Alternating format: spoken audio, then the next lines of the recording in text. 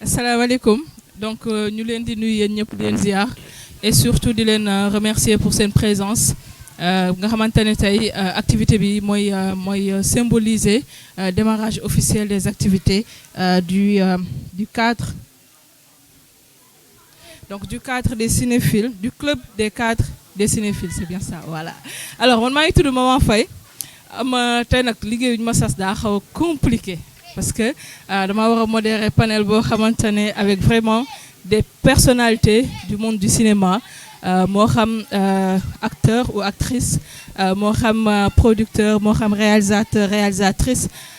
entre autres ñu war a waxtaanee li nga xamante ne moom mooy justement le cinéma comme levier économique pour le développement local parce que day baax suñuy yëngu ci ay mbir parfois ñu toog waxtaanee ko ñi nga xamante ne ñoo nekk ci biir ñu bokk waxtaan ak ñoom ñi nga xamante ne peut-être bokkuñu ci biir directement mais ñu ngi koy suivre gën a xam liggéey boobu ñuy def à quoi ça sert lan lay jariñ liggéey bi lan la exactement mais surtout liggéey boobu ban apport la mën a am ci suñuy vie de tous les jours wala ci développement moo xam ndax suñuy localité la suñuy commune suñuy département région pays wala sax exporter suñu dëkk sur le plan international.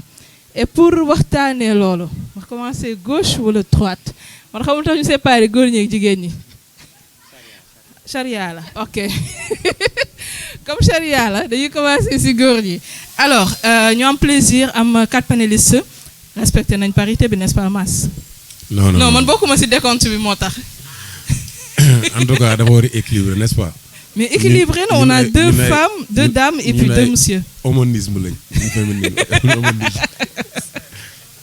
mais daañu jéem a équilibré dans le débat. waaw grave. mi ngi doon alors Mass MASS donc nekk PDG de Level Studio nekk producteur nekk scénariste mais aussi nekk réalisateur de la série Doomu Gaynde ñu am plaisir teew fii ak yow war a bokk waxtaan bi ak yow alors Mass dañu lay bàyyi déjà nga nuyoo mais surtout defaat un peu la présentation de MASS en tant que réalisateur en tant que producteur. liggéey yi nga xamante ne jot nga ko def mais surtout lan moo indi sa adhésion dans le monde du cinéma. waaw donc maa ngi lay nuyu Maman Faye di nuyu ñi ma bokkal panel d'abord pour dire que on m'appelle El Hadj Malick Seck à l'état civil MASS bu nekkee rappeur la mais je signe souvent Mame A Seck bu nekkee réalisation la wala dessin animé la. wala roman la wala whatever donc li ma dugal ci art je pense moo cinéma sax moo gën a jiitu en fait musique parce que musique bi c'est venu très tard mais comme mooy gën a fës Black Diamond ci yàlla def na ñu amoon tout succès donc nit ñi au niveau national dañ njëkk xam ci musique donc chaque fois dañ naan musicien bi alors que ñun bi ñu nekkee xale on avait peut-être la chance d'avoir ay mag yoo xam ne dañ doon lire ay bande dessinée yu mel ne ay Strange Spider-Man donc yooyu man bi ñu nekk primaire lañ ko xam tu vois bu ñu amoon 100 francs aussi dañu doon bëgg a dem cinéma à l'époque y avait les cinémas yoo xam ne nii tabaski bu jotee day am trois films à l'époque aussi RTS rek moo fa amoon comme chaîne de télé te RTS je pense ngoon si la doon commencé minuit mu jeex mais boo amoon ay 4 avril je me souviens ça a démarré ay 8 heures boobu noonu quand ça a démarré 8 heures man dama doon content tellement que dama bëggoon en fait yooyu quoi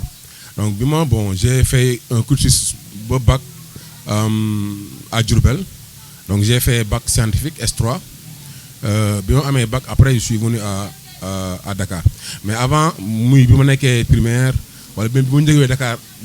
ak sama bac à 20 ans j'avais déjà gagné le concours de scénario du Sahel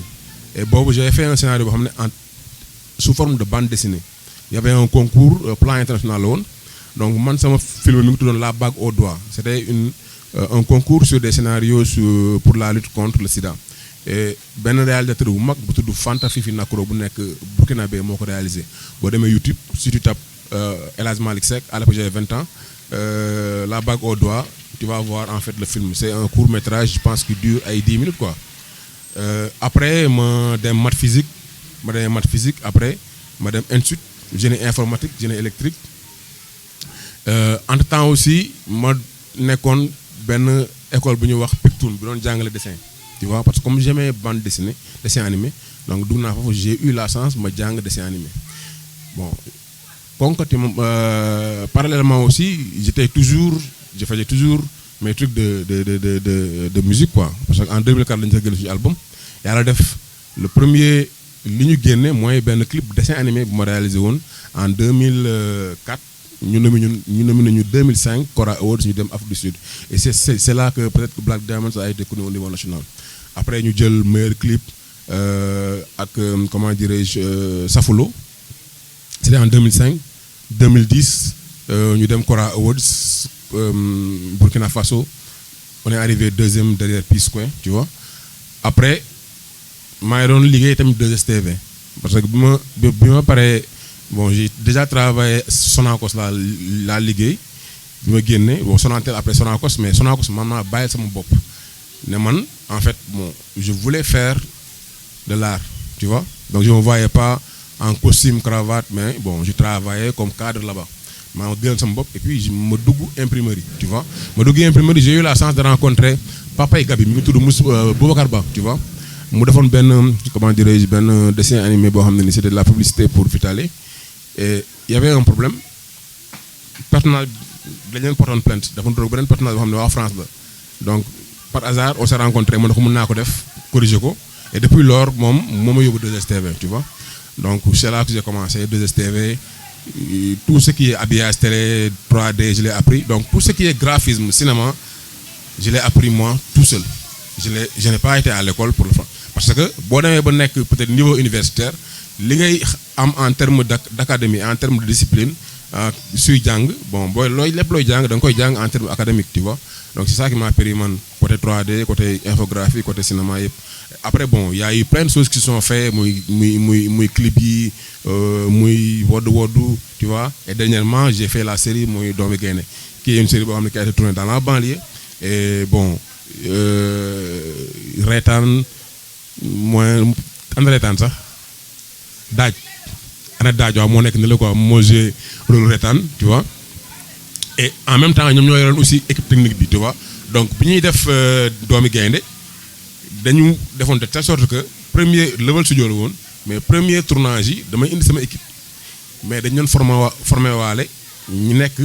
golf. Donc pratiquement après toute l'équipe c'était des gens de golf. Mënoon naa xëy léegi man leen on vient à 8h pour tourner. J'amène son auto avec matériel bi, je viens là-bas, tout de suite nous tourner, quoi, tu vois. Donc ça a fait que pour la première saison et puis pour Doomi Gaynde Kanbi, vraiment c'était une équipe très light, et bon, heureusement, je dirais, ça a été bien accueilli par le public. Parce qu'à partir de l'épisode 2, 3, on a été nominé donc au Canada, nous avons fait meilleure série, tu vois. Et après aussi Gaynde Award. Donc un tout petit peu c'est ça, je dirais, ma carrière et un peu trajectoire dans le monde du cinéma, quoi. Merci beaucoup Mass, nous allons tout à l'heure. Alors on a un autre scénariste, acteur, réalisateur, Aka, Nenata Daoul, dafa demone jël ji 3 points de suspension. Comme Dieu la santé, donc ça m'étonne pas un peu, comme ça jaamu ciolal quoi. Alors nous comptons aussi dalal la ñu bàyyi la nga présenter yow aussi nga wax ñu ses débuts en tant que réalisateur, scénariste et puis acteur. Voilà, salam alaikum wa rahmatullah. Man la Abdou Kader Diédhiou ak Abdou Kader Aka Diédhiou à l'état civil. Mais tay dama génné tour bu bes tak wa pour le réalisateur. OK. Moy Batoki moy sama tour légui. Batoki. Lu mi signifie? Bon, Batoki c'est un mythe chez les Djola, quoi. Voilà, c'est le mythe chez les Djola. Man se bourou sérir bi ngay jéem napp quoi. OK, d'accord. Pour wala ni man amna tam mystique bo xamantene mën na préparer. Bon, di wax ni assalamu alaykum ñep. Bon, di wax ni xamna ni cursus bi grand bi am man awmako parce que je suis tout nouveau dans le monde du cinéma. Mais en fait, li tax ma dugg ci monde cinéma bi moy j'étais un manager de rappeur. Xam nga rap bi ak musique ak cinéma c'est un peu, je dirais, dina xaw a jegante parce que des fois nga am ay scénario yoo xamanteni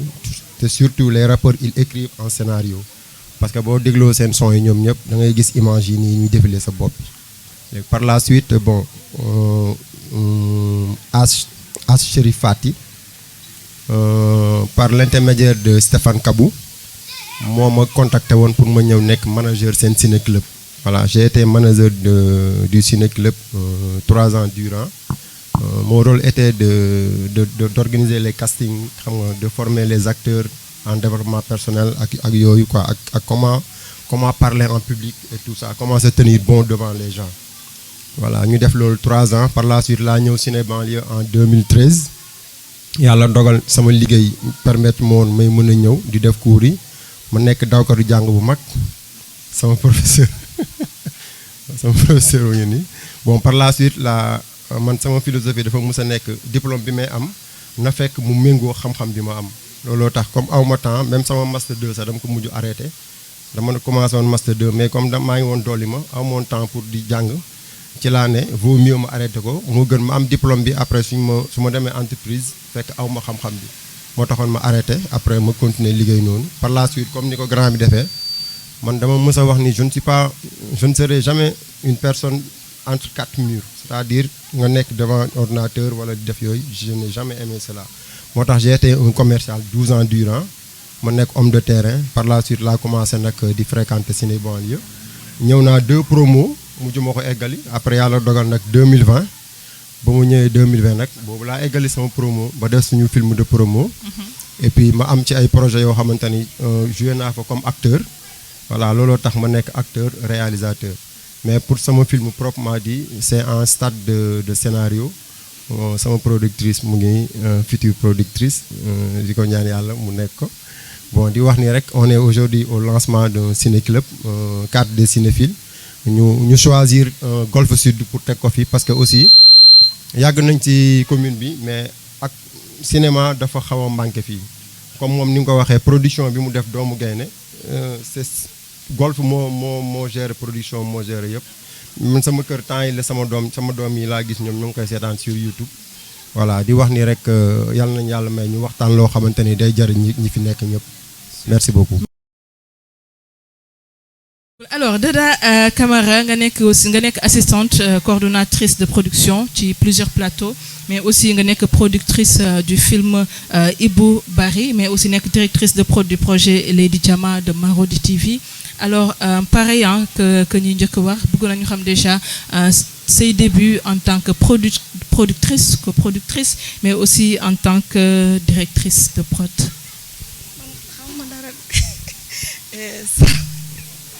damaa mënut a wax en fait sama kanamu sister looloo tax. léegi defal comme bu doon ne Dieynaba toogu fi.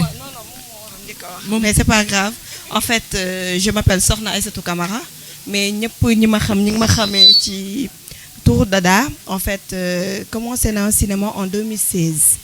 mais avant cinéma bi dama doon jàng. En fait je faisais de la publicité pour le Mèche Naomi à Touba ay 7 ans 8 ans et tout cela maa doon def seen publicité Mèche Naomi. Par la suite comme je suis passionnée du 7e art ak affaire avant 7e art bi dama doon bëgg nekk top modèle et tout cela en fait, mais par rapport ak mon poids xam nga dama pata donc mënuma ko léegi mënuma ko. Par la suite après ñu ne ma naa jàng may jàng dem ba terminal S2. Après par la suite j'ai pu dire carrément que ni je me baserai sur le cinéma, même si que jaar naa fu bëri parce que j'ai fait de la restauration, de l'événementiel, ubbi naa épicerie jaay ko, def naa transformation fruits et légumes aussi à Transfrumex. En fait def naa lu bëri en fait avant ma carrément ne ni damay def cinéma. En 2016 la dugg premier projet bi ma def mooy Bal de Bamako bu ñoom Sidiki Diabaté, Fatoumata Diaro et tout ça là. J'étais comme assistante de prod Souleymane Dia. Par la suite ma ñëw ciné banlieue parce que xamoon naa Abdou Aziz Boy parce que c'est le papa de mon oncle en fait je peux dire, mais musuma xam ciné banlieue. C'est grâce à sunu que ma ñëw ciné banlieue ci tournage yu Ordure mooy bu Momar Talla Kandji. Après def naa fa yeneen production Molikan, def naa production Fissure bi ngeen war a seetaan tey def naa fa aussi comme régisseur général ak régisseur plateau ci projet yu bëri. Après madame jàngi réalisation à Académie des métiers mooy après Média Centre Académie des métiers Avignon Paxar Adama Seydi. Pare nekk aussi def atelier Yenenga bu Alain Gomis. Après ma dem def court métrage bu Oumar Sall Fala mais sama diplôme en production mais diplôme réalisation laa njëkk am en 2017 ak par la suite en 2023 même si que avec Oumar Sall def naa production série Blood River mooy Arte génnagul ak Unwanted une série italienne boo xam ne def naa ko par rapport ak maison de production Chloé Tangerine mooy ki def Timis aussi def naa Timis comme régisseur général et tout. En 2023 j'ai créé ma propre boîte en cofondatrice avec Oumou Diegagnan, distributrice. Ci laa basé au carrément que je ferai de la production. La production, en fait, le cinéma c'est ma passion et ça continue de l'être même si bu may nekk def yeneen aussi moom laa bëgg. 2023 laa créé Waaw Kumba film man ak Oumou Diegagnan moom mooy reste tout ce qui est distribution moi tout ce qui est production ci laa basé wu. Mon premier film que j'ai produit en tant que tel c'est Sohamon de Ibou Bari avec fonds propres. Avec mes propres fonds que j'ai produits, même si dafa xawoon a yéex et tout cela.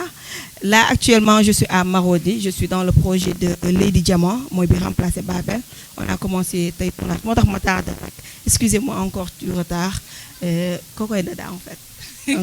Merci beaucoup Dada. En tout cas, on voit seen profil que vous avez touché à beaucoup de choses et peut-être loolu mooy tax dans vos réalisations, dans vos scénarios, ngeen di gën a nekk ngeen di sensible à beaucoup de choses parce que ku si nekk day toucher à beaucoup de choses avant muy spécialisé, ce qui est très bien. Alors, Dieynaba Ngom. Alors Dieynaba, déjà yow c'est que yow pour ma wax si yow day xaw compliqué mais bon bàyyil je vais essayer de faire comme su doon ne xamuma la tamit. Alors Dieynaba nekk actrice dans de nombreux films et séries notamment Idole mais aussi nekk réalisatrice du film Futur. Même question Dieynaba, noo def ba atterrir dans le monde du cinéma,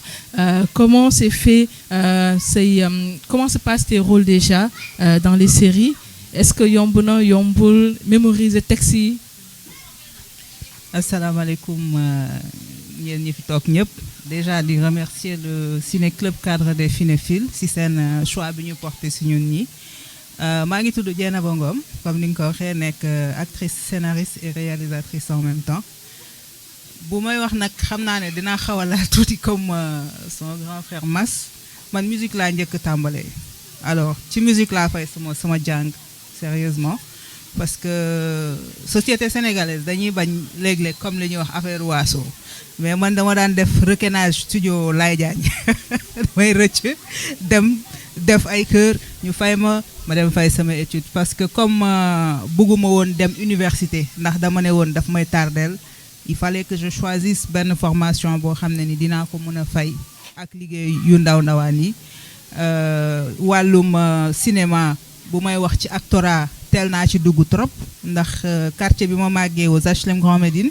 dañu amoon benn programme échange culturel bu ñu daan def ak Foreigners Institute bu Philadelphie ñu doon am des metteurs en scène hollywoodiens yu doon ñëw donc chaque at dañu doon liggéey ci benn spectacle boo xam ne ñoom dañuy répéter foofu ñun ñu répéter fii et une fois ñu ñëw au Sénégal ñu yegg sur scène def benn monter benn pièce joué ko devant scène ay représentants diplomatiques ñoom ak Sénégal aussi. Mais à l'époque comme j'ai un papa militaire un peu compliqué il disait lii bu yóbboo ngeen xam ne du métier parce que ku amul bac doo génn kër gi donc j'étais obligée à un moment de m'arrêter un tout petit peu concentré wu ci njàng mi ba yàlla dogal ma am sama bac après le bac aussi chômé wu ma ndax dama teel a dugg ci milieu professionnel. Fi ma pare sama bac rek comme j'avais la langue anglaise déjà en moi j'ai tout le temps sollicité bon mu ñëw ñu recommandation yi tey maa ngi ci traduction suba maa ngi ci like hôtesse d'accueil ak yenn structures yi parfois ma nekk assistante kenn noonu après un moment je me suis mariée ba bi sama doom di juddu j'ai décidé d'arrêter parce que je m'étais dit que sama doom bëgguma nekk une femme boo xam ne day bouger parce que sama job c'était basé à Londres je bougeais tout le temps et je m'étais dit sama doom day mérité ma toog ak moom et j'ai démissionné bi may dem congé de maternité toog ak sama doom tijjiwaale une structure événementielle boo xam ne doon naa mën créer une équipe buy taxaw su ma leen former ba pare ndax maîtriser woon naa domaine boobu tamit et alhamdulilah le bon Dieu m'a aidé ba bi sama doom dëgëre en 2012 ci la bindoon benn projet boo xam ne après ma formation au PEX ci wàllu entrepreneuriat culturel donc ma xooloon un peu analyser étudier le milieu du cinéma et du théâtre en général gisoon nag fay yi ci am yu bëri mu ci wàllu formation et j'avais écrit un projet bu tuddoon Polyval Arts may wër ku ma ko defal ba tase ak sama frère boo xam ne Aziz Boy yal na ko yàlla yërëm jàngaloon na ko Sup IMAX et Fatkine Diop aussi ndaw ñu ne ma ñun de sa projet bi on pense qu'avec Abdel Aziz Boy war na mun a jàll donc bi ma yegsee ci moom mu lire ko reetaan teg projet bi ne ma formation bi si yow lay njëkkee ma ne ko moi je suis tout à fait d'accord j'avais déjà un groupe ñoo xam ne yàggoon nañ di yéegandoo sur scène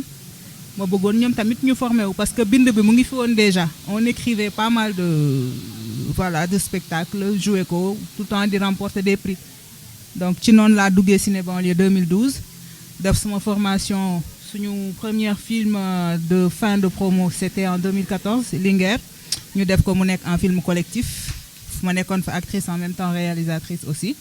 et voilà même si promouvoir ñu ko woon lu bëri yàlla dogaloon na ne que ça a été vraiment distingué ci yenn festival yi jëloon nañ ko par la suite 2014 Evenprod qui démarre avec moi ci seen série mais avant loolu j'avais bossé avec des Bouna Medoune Sey et d'autres grands scénaristes réalisateurs ci wàllu ay long métrage en tant qu'actrice mais quand je suis venue à Ciné Banlieue à un certain moment góor gi dañu amee loo xam ne moo ñu boole woon mooy dafa ne ku mu jàngal laaju la dara mais contrat moral ngeen am benn bi film collectif la beneen bi film individuel et en 2019 ma décidé ne damay arrêter scène bi pour concentrer wu ci sama projet Fissure c'est comme ça que j'ai décidé d'arrêter avec Evenprod les Kéwu et tout ça concentré wu ci écriture bi yàlla dogal ci ginnaaw si góor gi génn àdduna ma réaliser ko surtout en hommage pour moom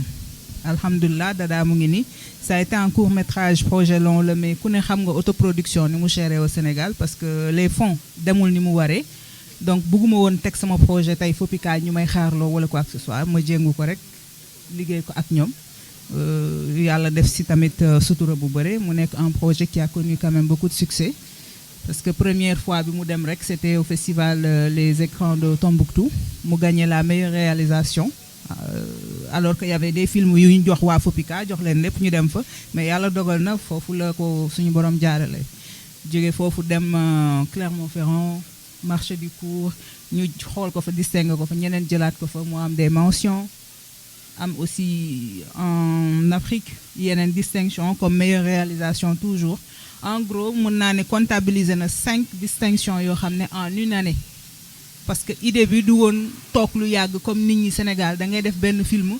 ñu takkal la ko ci sa baat bi foo romb rek ñu naan borom film nangam on a des projets comme je dis donc loolu mooy sama histoire en gros et depuis lors maa ngi continuer Ciné Banlieue bi ma bokk nekkoon naa ACE comme yow bàyyi naa peut-être ñu ngi ci réseau des femmes du cinéma et de l'audiovisuel loolu daal mooy sama parcours ci cinéma bi merci. Machallah, parcours très intéressant et j'ai envie de rester avec yow pour une question. yaa ngi doon wax tout à l'heure par rapport ak formation yi nga xamante ne da nga jàppoon ne en tout cas am na période boo xam ne dafa manqué woon bu baax a baax et il fallait ces formations là et tey ku wax ci benn secteur comme modèle de développement wala en tout cas source de développement économique forcément di nga wax les métiers qui tournent autour et tey lan mooy les métiers principaux yi nga xamante ne moo nekk dans le monde du cinéma. Alors les métiers principaux li may wax cinéma chaîne de valeur bu extraordinaire la tey bu tàmbalee ci bind bi ba ci casting yi ba ci réalisation bi ba ci son bi ba ci étalonnage ba ci ba mu génn ba ci distributeurs yi maanaam post production ak li ci bëm yëpp dafa bëri maanaam ñun rek ñoo am chance tey dajale ci suñu biir musique bi ndax da nga def sa musique de film ñoo am chance su tey jël acteur bi mu bokk ci théâtre bi parfois ñoo am chance su tey nga am lauréat son assistant nga am sa costumier mu nekk tey koo xam ne mooy defar sa tenue nga am maquilleuse nga am kuy def effets spéciaux même su fekkee Sénégal doxuñu ci loolu nga am aussi koo xam ne tey day ñëw montage defaral montage sonore bruitage sa preneur de son après mu defal la sa mixage de son soog a ñëw mu génne sa film donc tey soo compter nombre de personnes yi intervenir ak acteurs yi kenn xamul ni mu toll régie ñëwagul directeur de prod ñëwagul suñu yéenantee rek cinéma boobu dafay nekk benn socle boo xam ne nii pour am développement bu durable surtout war nañ ko mën a am si le milieu est bien assaini voilà. D'accord alors Dada Dieynaba mu ngi wax que ne su dee ne milieu bi assainir nañ ko bu baax si la peut-être cinéma di gën a mën a jëm kanam di gën a mën a avancer lan mooy si yow les problèmes yi nga xamante ne actuellement moo nekk si monde cinéma bi nga xamante ne nag quand même yaa ngi sourire rek jar nañu assainir ko pour mën a passer à d'autres étapes inchallah. Problème du nekk cinéma yi en fait bëri na mais surtout de la côté de la production en fait c'est ça que je peux dire parce que tant que y a pas les fonds pour la production y a pas de film et que ici fii nii mooy li ñu am problème mooy c'est-à-dire que trouver des fonds pour ñun on a que FOPICA par exemple ici au Sénégal c'est ça qu'on peut dire parce que moom mooy suñu fonds même si am na ay instituts mais yenn instituts yoo xam ne buñ koy kii en fait c'est dañ koy spécialiser c'est-à-dire que kenn mën na def ci film ci comme par exemple man récemment film bi ma def ça parle des sourds-muets bu à part yenn association yoo xam ne par exemple que ni waa sourds-muets ay sourds-muets lañ ñoom ñoo la mën a jàppale alors que dañoo néew FOPICA mënoo toog di ko xaar donc en fait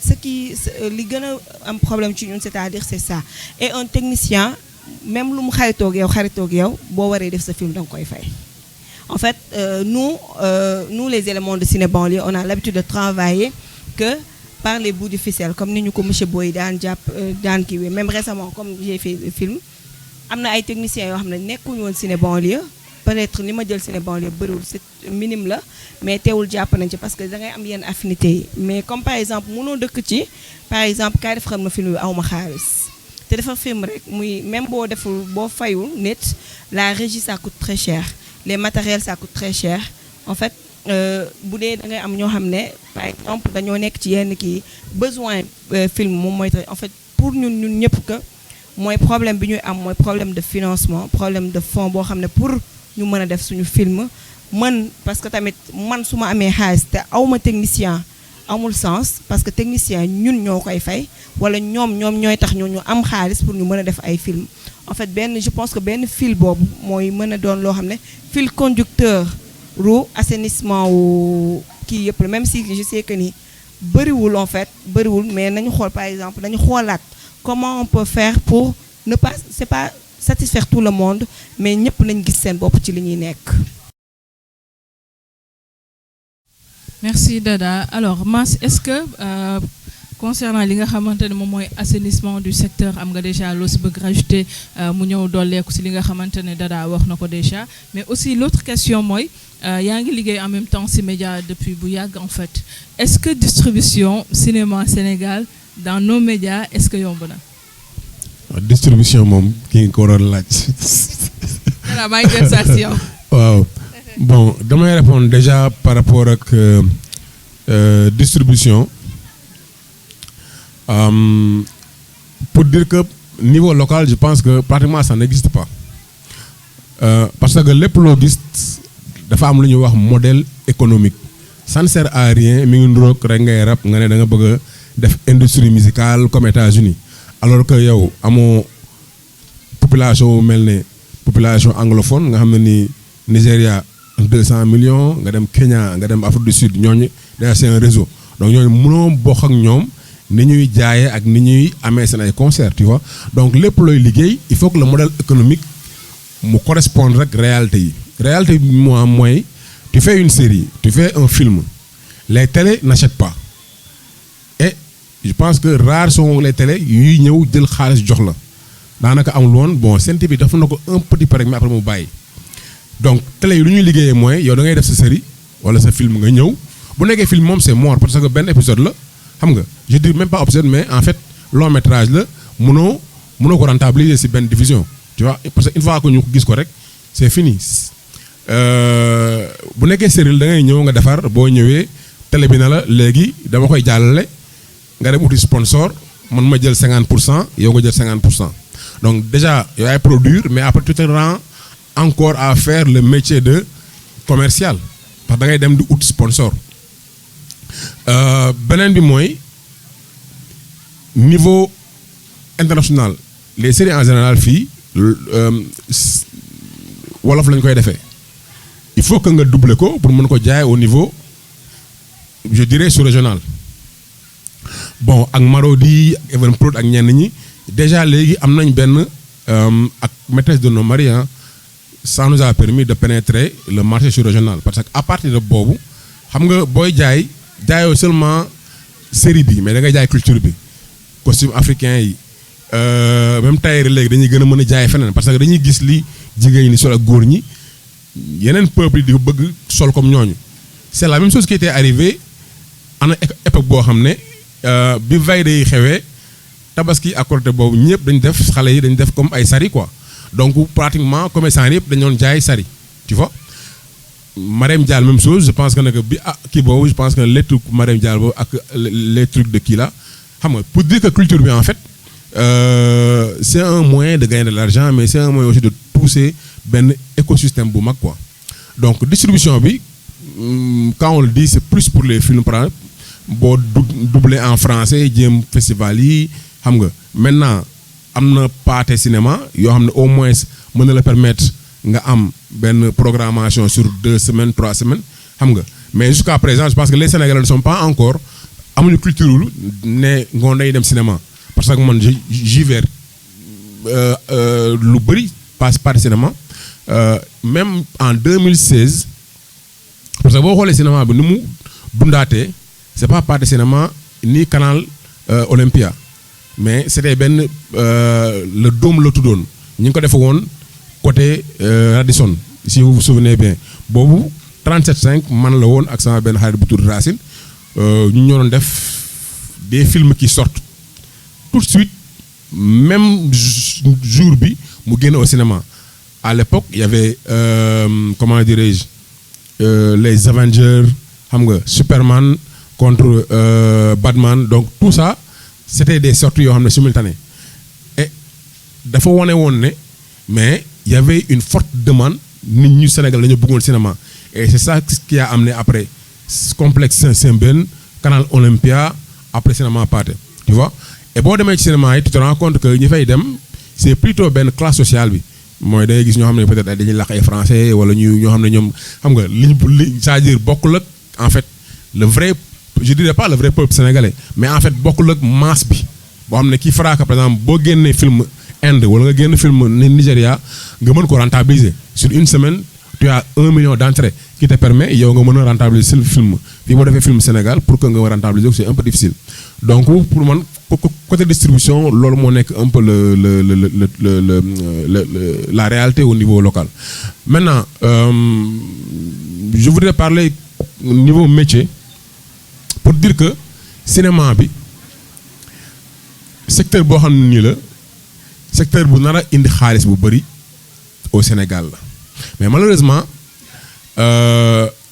boo xoolee ñun comme lépp lu ñuy liggéey ñun dañuy nekk au niveau artisanal alors que les tubaab les français ñoom dañuy nekk au niveau industriel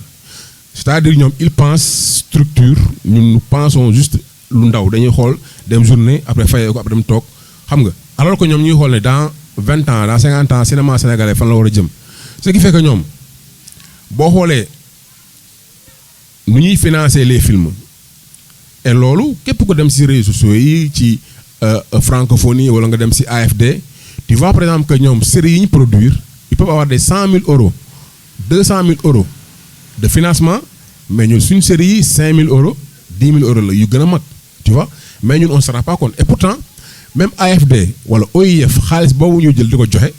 mais xaalis boobu suñu xaalis la parce que je peux permettre d'expliquer juste dafa am moment boo xam ne pays africains yëpp dañoo waxoon ne ñi leen coloniser dañ leen di baal seen dette France na ñoom duñu baale parce que buñ ñu baalee donc France ne ñoom duñu baale parce que ñun xaalis bi ñu waroon fay français da ngeen koy fay mais boo leen ko fayee ñun ñoo koy jël mais ñun léegi ñoo koy def si des secteurs yoo xam ne ça va amener le développement donc ba léegi ñun dañuy fay xaalis boobu te pourtant dañ ko waroon ko baal léegi ñoom AFD amoon nañ ko léegi AFD day jël xaalis boobu su jëlee xaalis boobu léegi ñoom au lieu ñu ne dañ ko financer agriculture dañu ko financer foofu de au lieu ñu ne dañ ko financer si élevage duñ ko financer de mais dañ koy financer foo xam ne ñoom am nañ si intérêt par exemple yow nga war a def exporter mangue wala film boo xam ne dafay jaay valeur yoo xam ne en fait ñoom valeur yu ñu bëgg la parce que cinéma bi lu ñuy wax outil de propagande la damay joxe benn exemple et c'est très important ñoom dañu am benn méthode boo xam ne mi ngi tudd méthode de Sabido et il l'enseigne ici mais ñun suñu je dirais gouvernement yi comprendre xamuñu yooyu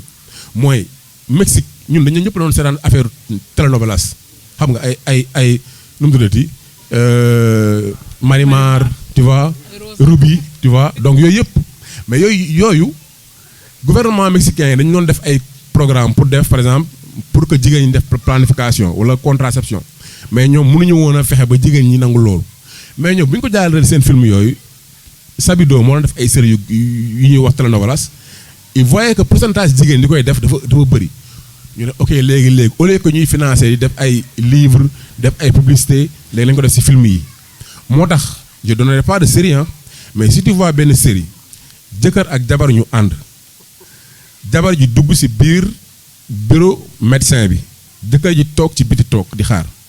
médecin bi ne jabar ji yow mën naa proposer contraception de mën nga def xaw ma lii wala lii mën nga def sa kii sa jëkkër dugg sax dugg mu ne xaaral ma laa sama jëkkër mu ne ko non yow yaa moom sa yaram tu vois c'est pas kii point de vue la je dis pas que c'est ça moo am mooy que ne que mais ñun dañ ne nu ñuy gisee clip parce que cinéma c'est un point de vue man j'ai un point de vue boo xam ne mooy c'est un point de vue africain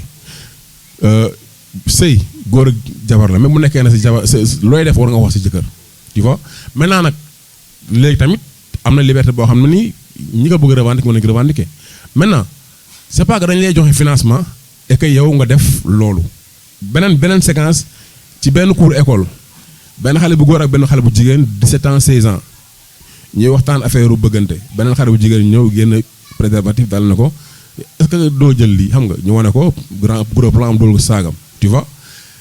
ça c'est une séquence mais ça entre une fois que nit ki gis ko mënoo ko dindi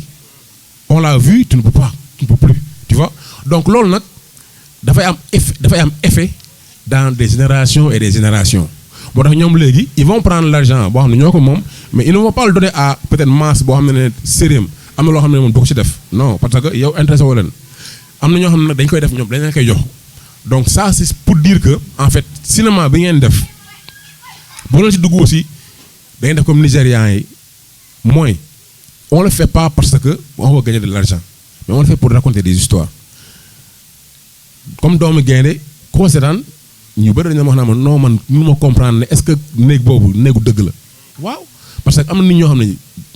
duñ sax 4 mais 5 6 ñuy fanaan ci benn kër ci benn néeg boo xam ne ni 4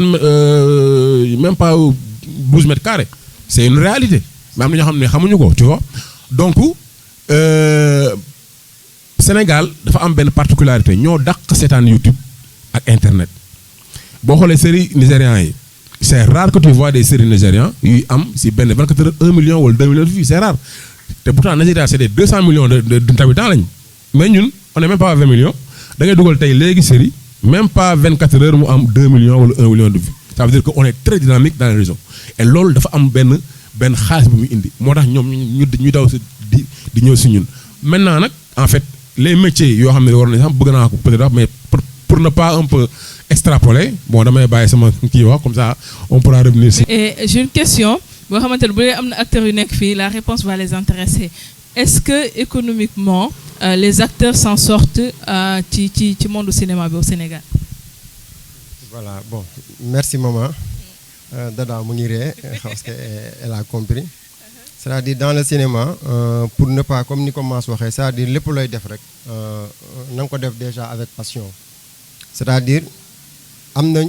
ci comme dans tout domaine am na ñoo xamante ni ils vivent de leurs arts mais am na ñoo xamante ni tamit ils ne vivent pas de leurs arts c'est-à-dire boo demee tey directeur commercial tey par exemple Sedima mën na fayeeku 4 millions nga dem ci beneen entreprise nga nekk directeur commercial ñu lay fay 500 000 tu vois en fait monde bi noonu la tëddee mais comme ni nga koy waxee rek booy def benn mbir na nga ko jàng ba maîtriser ko bu fekkee mën nga commencer di am 85 000 après nga dem ba am 85 millions tu vois parce que le monde du cinéma ça permet à l'acteur d'être au devant de la scène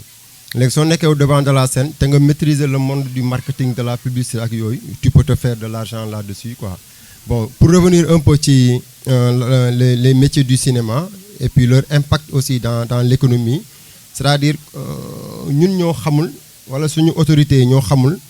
lan mooy l'arme cinéma. C'est-à-dire les Américains ont très tôt compris dès 1923 ñoom comprendre nañu ni image dafa am doole ci psychologie nit. Moo tax soo seetee États-Unis comment ils ont dominé le monde parce que ils ont envahi les médias. Comment envoyer les médias? Mooy envoyer les médias par les films.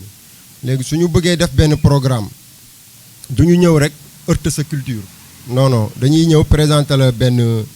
idéo bu rafet defal la benn vidéo bu rafet. Voilà, dans la vidéo maintenant ils mettent ce qu'ils veulent yow nga gis. Voilà, comme tey bu ñu bëggoon promulguer mooy Marlboro par exemple pour tout le monde gis ni soo tuxul Marlboro tuxoo. Tu vois dafa am ay film yoo xam ne day daw da ngay gis marque Marlboro ci kii bi parce que on met un héros et on met Marlboro à côté de l'héros.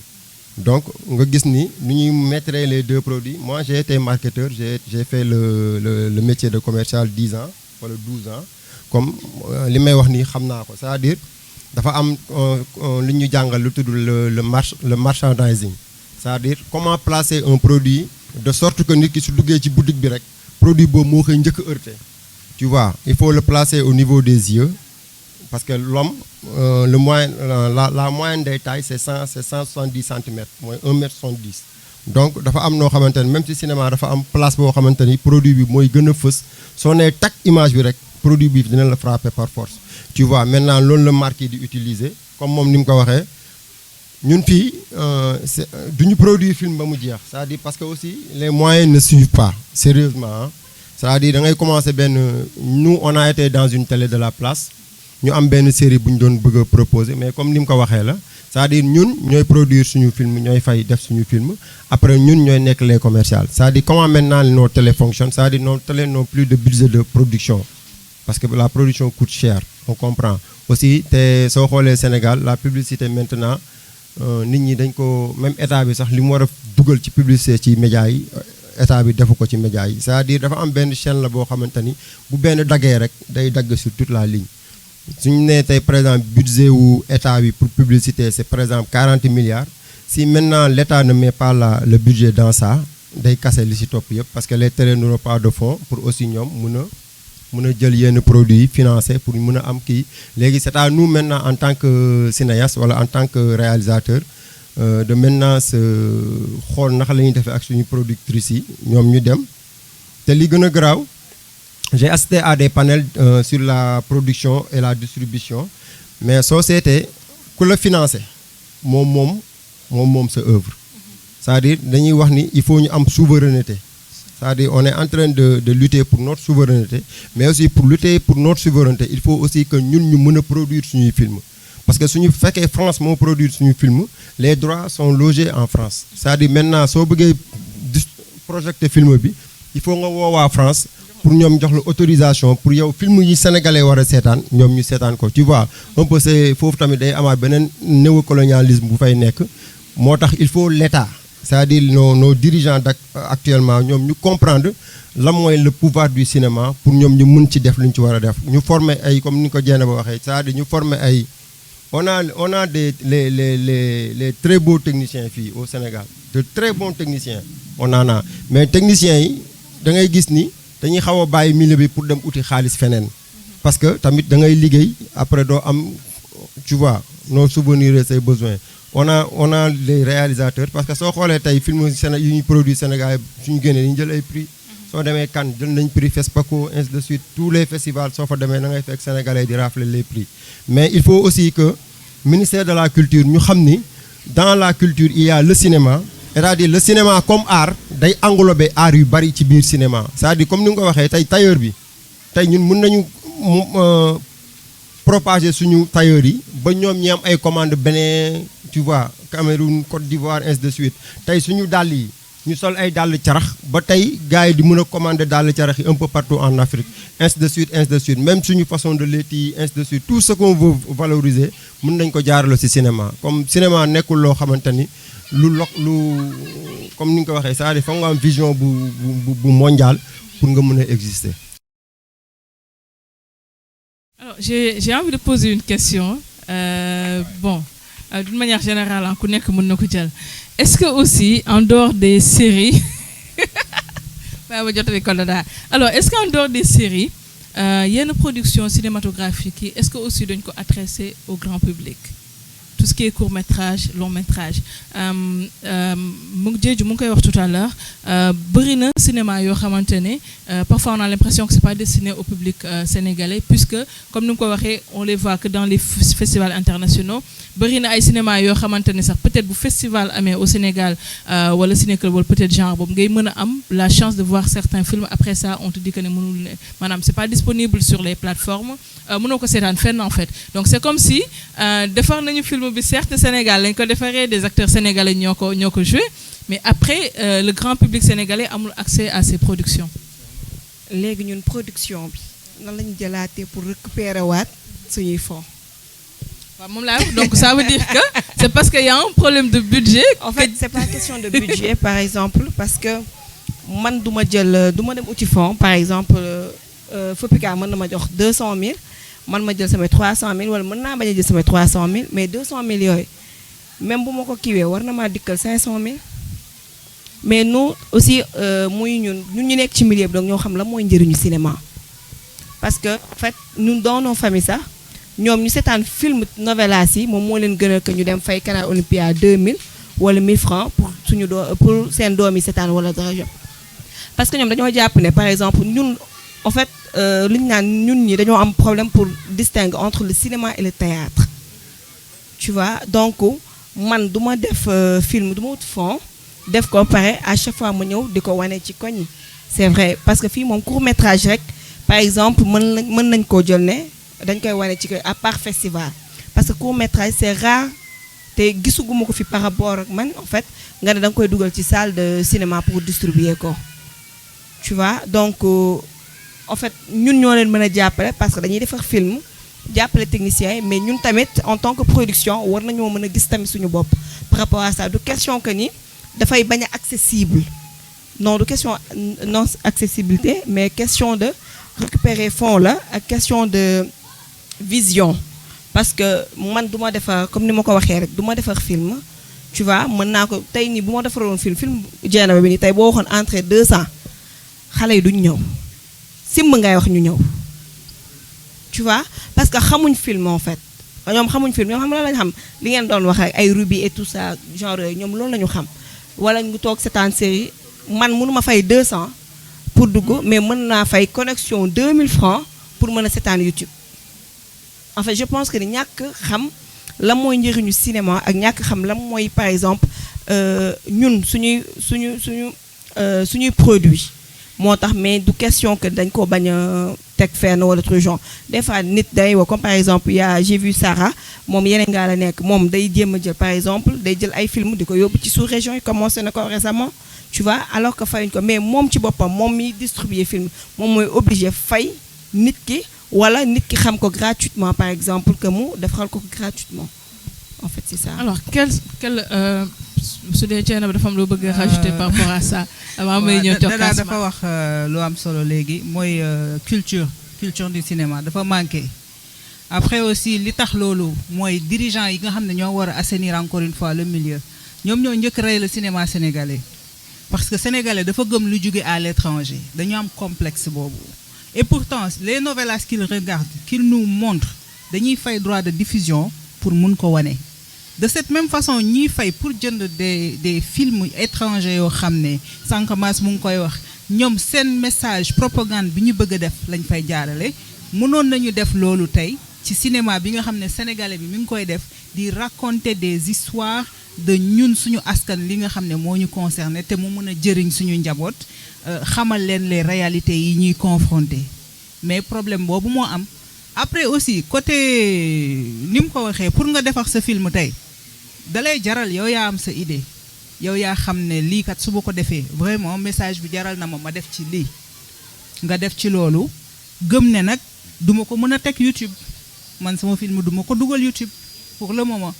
parce que tey jii nii maa ngi fayeeku certes des droits de diffusion mu ngi dem ci festival yi di gagner mais quand même dafa am durée de vie boo xam ne foog film bi am ko balaa nga koy mën a lancer ci yenn plateforme yi voilà loolu rek mooy problème bi je pense. D'accord Mass maa ngi doon laaj Diédhiou tout à l'heure ndax acteurs yi ñu ngi fayeeku réalisateurs yi am nañ xaalis. Bon réalisateur sénégalais amuñu xaalis. Producteurs yi. Non amuñu xaalis. Non je le dis très non je le dis très sincèrement xam nga Sénégal dañu bëgg sutura ak da ngay gis kenn sax mu war a ngénte pare suba mu ñëw boo matul day leb kilo ceeb tu vois d'abord pour distribution bi xam nga à l'époque ñun ñëpp xamoon Rambo ñun ñëpp xamoon Van Damme ñun ñëpp xamoon Pan Ninja ñun ñëpp xamoon ndax lan parce que Bruce Lee tu vois Amitabh Bachchan tu vois donc ñooñu yëpp en fait c'est des légendes urbaines mais culture boobu noonu nan la ko masse sénégalais yëpp xame woon parce que à l'époque y avait le cinéma léegi cinéma yëpp daf nañ ko centres commerciaux la nga def mooy Liberté man à l'époque quand j'étais à l'université j'allais régulièrement au cinéma ici à Dakar beneen bi mooy dafa amoon tamit des ciné-clubs et quand je dis ciné-club koñ yëpp amoon na ko doon louer ay cassettes VHS n'est-ce pas da ngay ñëw fay 500 wala 1000 francs nga jël 1 jour wala 2 jours tu vois ñëpp paa yi amoon nañ VHS pour seetaan le film maintenant dafa ndoro comme musique rek quand c'est devenu encore plus facile c'est devenu encore plus loin mooy léegi kenn mënatul jaay CD à l'époque cinéma film bu njëkkee génn premier écran mooy gros écran mooy grand écran la après bu dawee quelque temps ñu doo ko def VHS après doo ko def DVD tu vois donc mais léegi même da ngay génne sa film léegi gars yi capturer ko tu vois dugal ko te loolu ñëpp da ngay seetaan c'est-à-dire man seetaan naa film mag yi bëri je suis pas allé au cinéma peut-être su ma bëggee gis yenn qualité laay dem mais tu peux nga regarder peut-être les films africains nga dul gis parce que bon ça n'intéresse pas peut-être pas trop les kii pour dire que xale yi c'est pas parce qu'on les ñoom intéresse xamuñu ko mais peut-être loolu amatuñu ci kër yeeg wala kii fu ñu mën a seetaanee film yooyu film yu bees yi nii pour que nga gis xale yu ko xam c'est très difficile tu vois mais je pense que la culture là ça maintenant pour que réalisateur ndax am na xaalis et ça je le dis toujours mooy on est des Sénégalais et on est des Africains on doit être solidaire en tant que Sénégalais africain tontu wa sama question bi de on est très solidaire non si laay ñëw ba pare c'est-à-dire am ngeen xaalis non da ngay argumenter donc si non damay argumenter moi je dis jamais peut-être loolu déformation xam nga affaire mathématique bi la quoi tu vois il faut que démontrer mooy on est des Sénégalais bu nekkee ne les gens ont toujours réussi à nous diviser ñu indi kenn ku jóge de l'extérieur ñuy fay le français wala l'allemand 10 fois plus que le sénégalais et c'est ce qui arrive tu regardes tous les grands films ou toutes les grandes séries da ngay seetaan film bi mais man en tant que technicien damay xool générique fin bi wala nga dem YouTube Google nga tapé IMDb nga xool équipe technique bi on te dit que c'est un film sénégalais tu regardes scénario sénégalais tu regardes peut-être acteur sénégalais mais ñi gën a fayeeku xam nga première waaw réal post-production yooyu yëpp directeur de la photo yu si bëri post-production ça se fait à l'étranger et ñoom loolu ñoom ñooy donc si c'est 1000 francs les 900 francs vont retourner là-bas donc te man en tant que réalisateur même si je suis confirmé au Sénégal je peux pas aller en France rek génn sama caméra damay tourner non parce que am na association boo xam ni pour nga tourner wala États-Unis pour nga tourner am na poste yoo xam ne tu peux pas nga indi kenn non dañ naan la film bii 60% yi sénégalais américain moo ko war a def donc loolu c'est une question de souveraineté comme kii ni mu ko waxee. am na benn série bu tudd Ay Capitano moom mooy Moi Capitaine je sais pas si am nañu ko dégg film boobu c'est un film italien Di Matteo moo ko réalisé film bi xale banlieue la ñu jaar ci gaal yi pour dem Italie mais une chose mooy moom en tant que italien am na loo xam ne xamu ko Sénégal xamu ko Guinée ban kër sénégalais ngeen di gis yaay gis doom bu am 16 ans mu ne ko yaay maa ngi dem sabar ba yaay ji ne ko non mu ne ko yaay maa ngi gën mu ne ko yaay ji ne ko na nga dem sabar ba de ban yaay rek mu naan sa doom bu am 16 ans góor na ko na nga dem sabar ba de loolu amul non bu nekkee tëggkat mais bu nekkul tëggkat waa non le problème mooy gis nga di Matteo da ko wax mu ne moom il pense que il n'a pas déformé l'esprit bu amoon alors je vous dis une chose le Panin ki ko réalisé ça n'aurait jamais pu être un Africain dañ mës a poser question Denzel Washington ñu ne ko pourquoi Malcolm X n'a pas été réalisé par un blanc parce que moom dana woon blanc du ko réaliser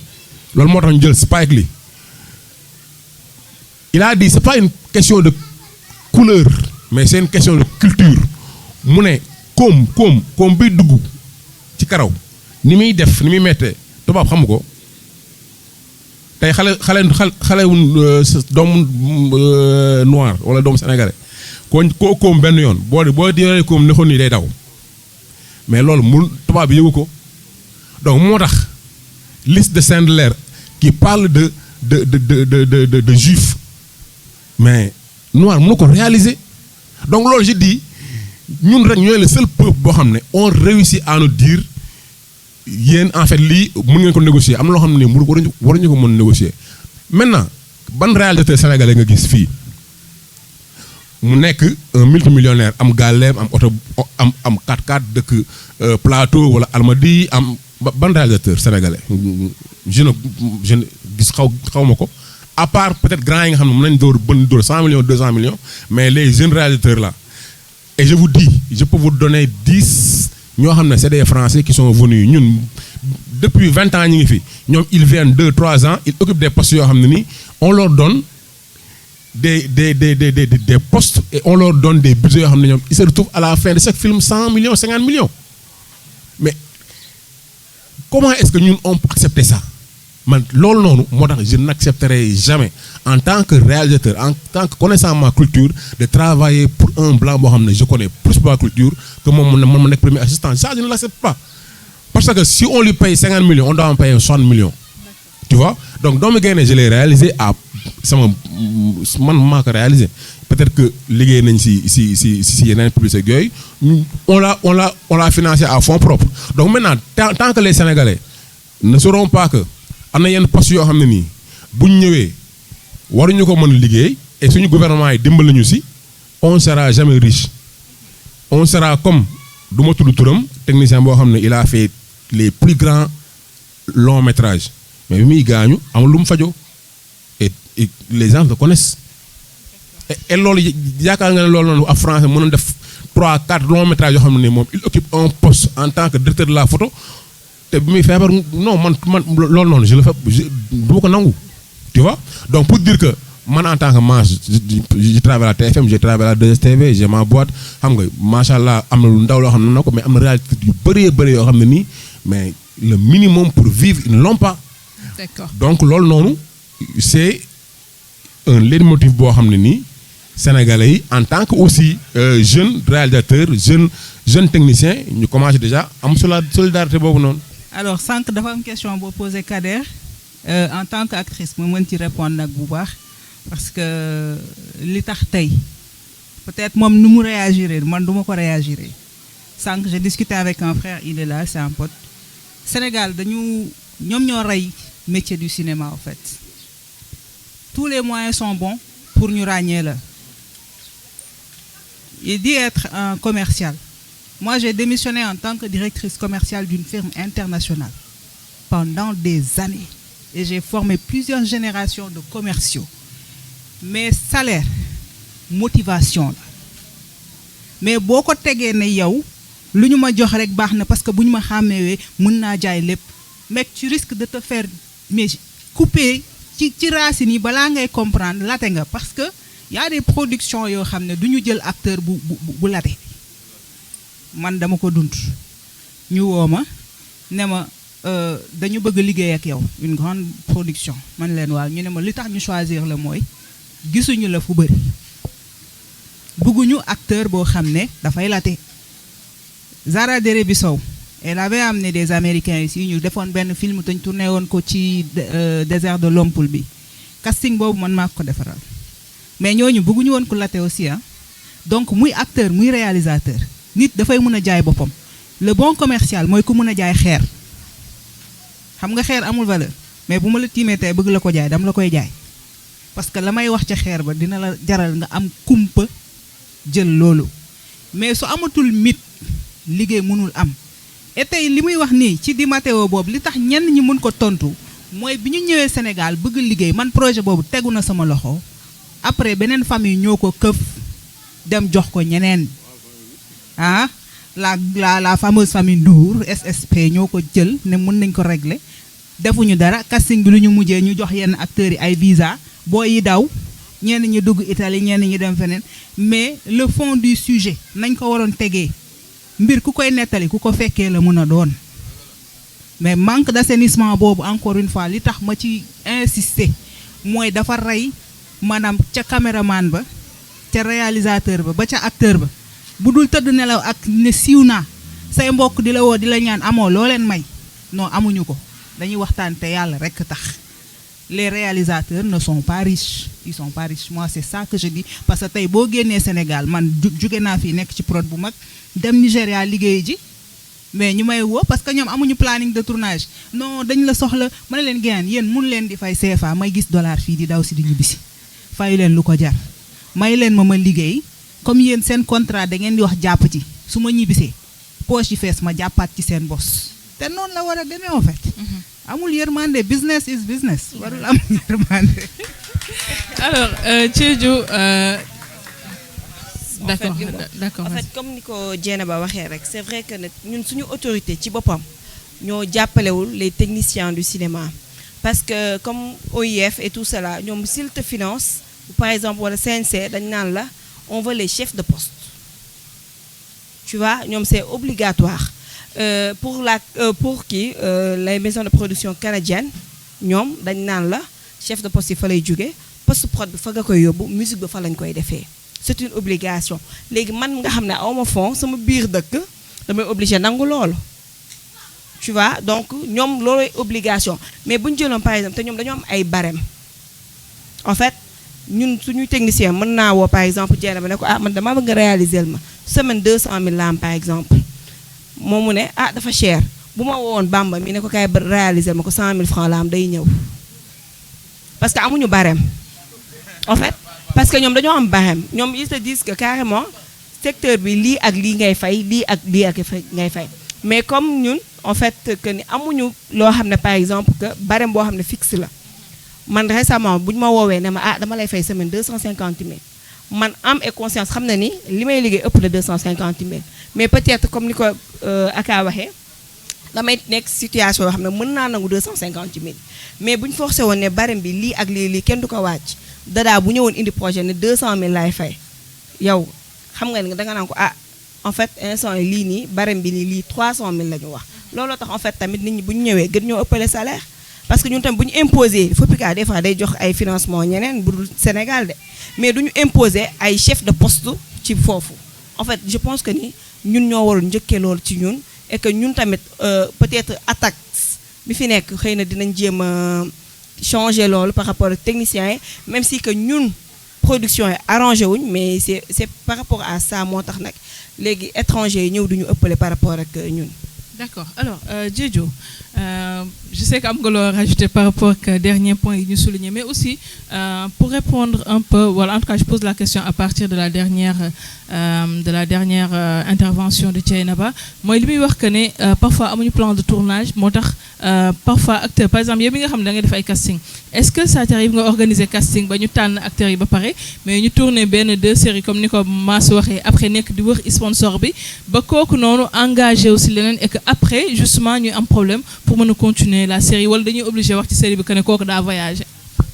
waaw yaakaar naa bon gis nga réponse bi am nga ko c'est-à-dire bon on a 1000 manières on a n solutions c'est-à-dire comme pour parler comme les mathématiciens c'est-à-dire on a n solutions voilà pour tey bu ñu amee comme problème parce que en général loolu soo ko gisee c'est parce que acteur bi n'est pas professionnel c'est-à-dire des fois ñu jël comme ñun ni ñu xamee lan mooy valeuru métier bi ñu la jox c'est-à-dire suñu demee ci tournage da ngay gis li ko dalee ci réalisateur bi ba ci régie bi en passant par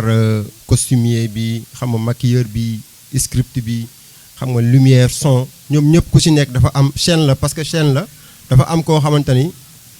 taxawaay boo xam moom nga war a am su amee défaillance foofu rek day impacter toute la chaîne loolu moo tax léegi su fekkee yow acteurs yi ngay jël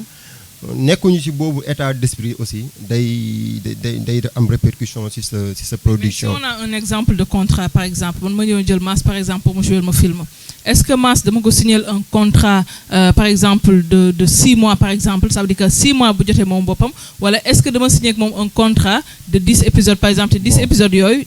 calculer ma ko ci temps bi. Bon si on parle de contrat fii des fois contrat yi. Tu vois c'est à l'amiable lañ koy defee quoi c'est-à-dire contrat yi su fekkoon day carré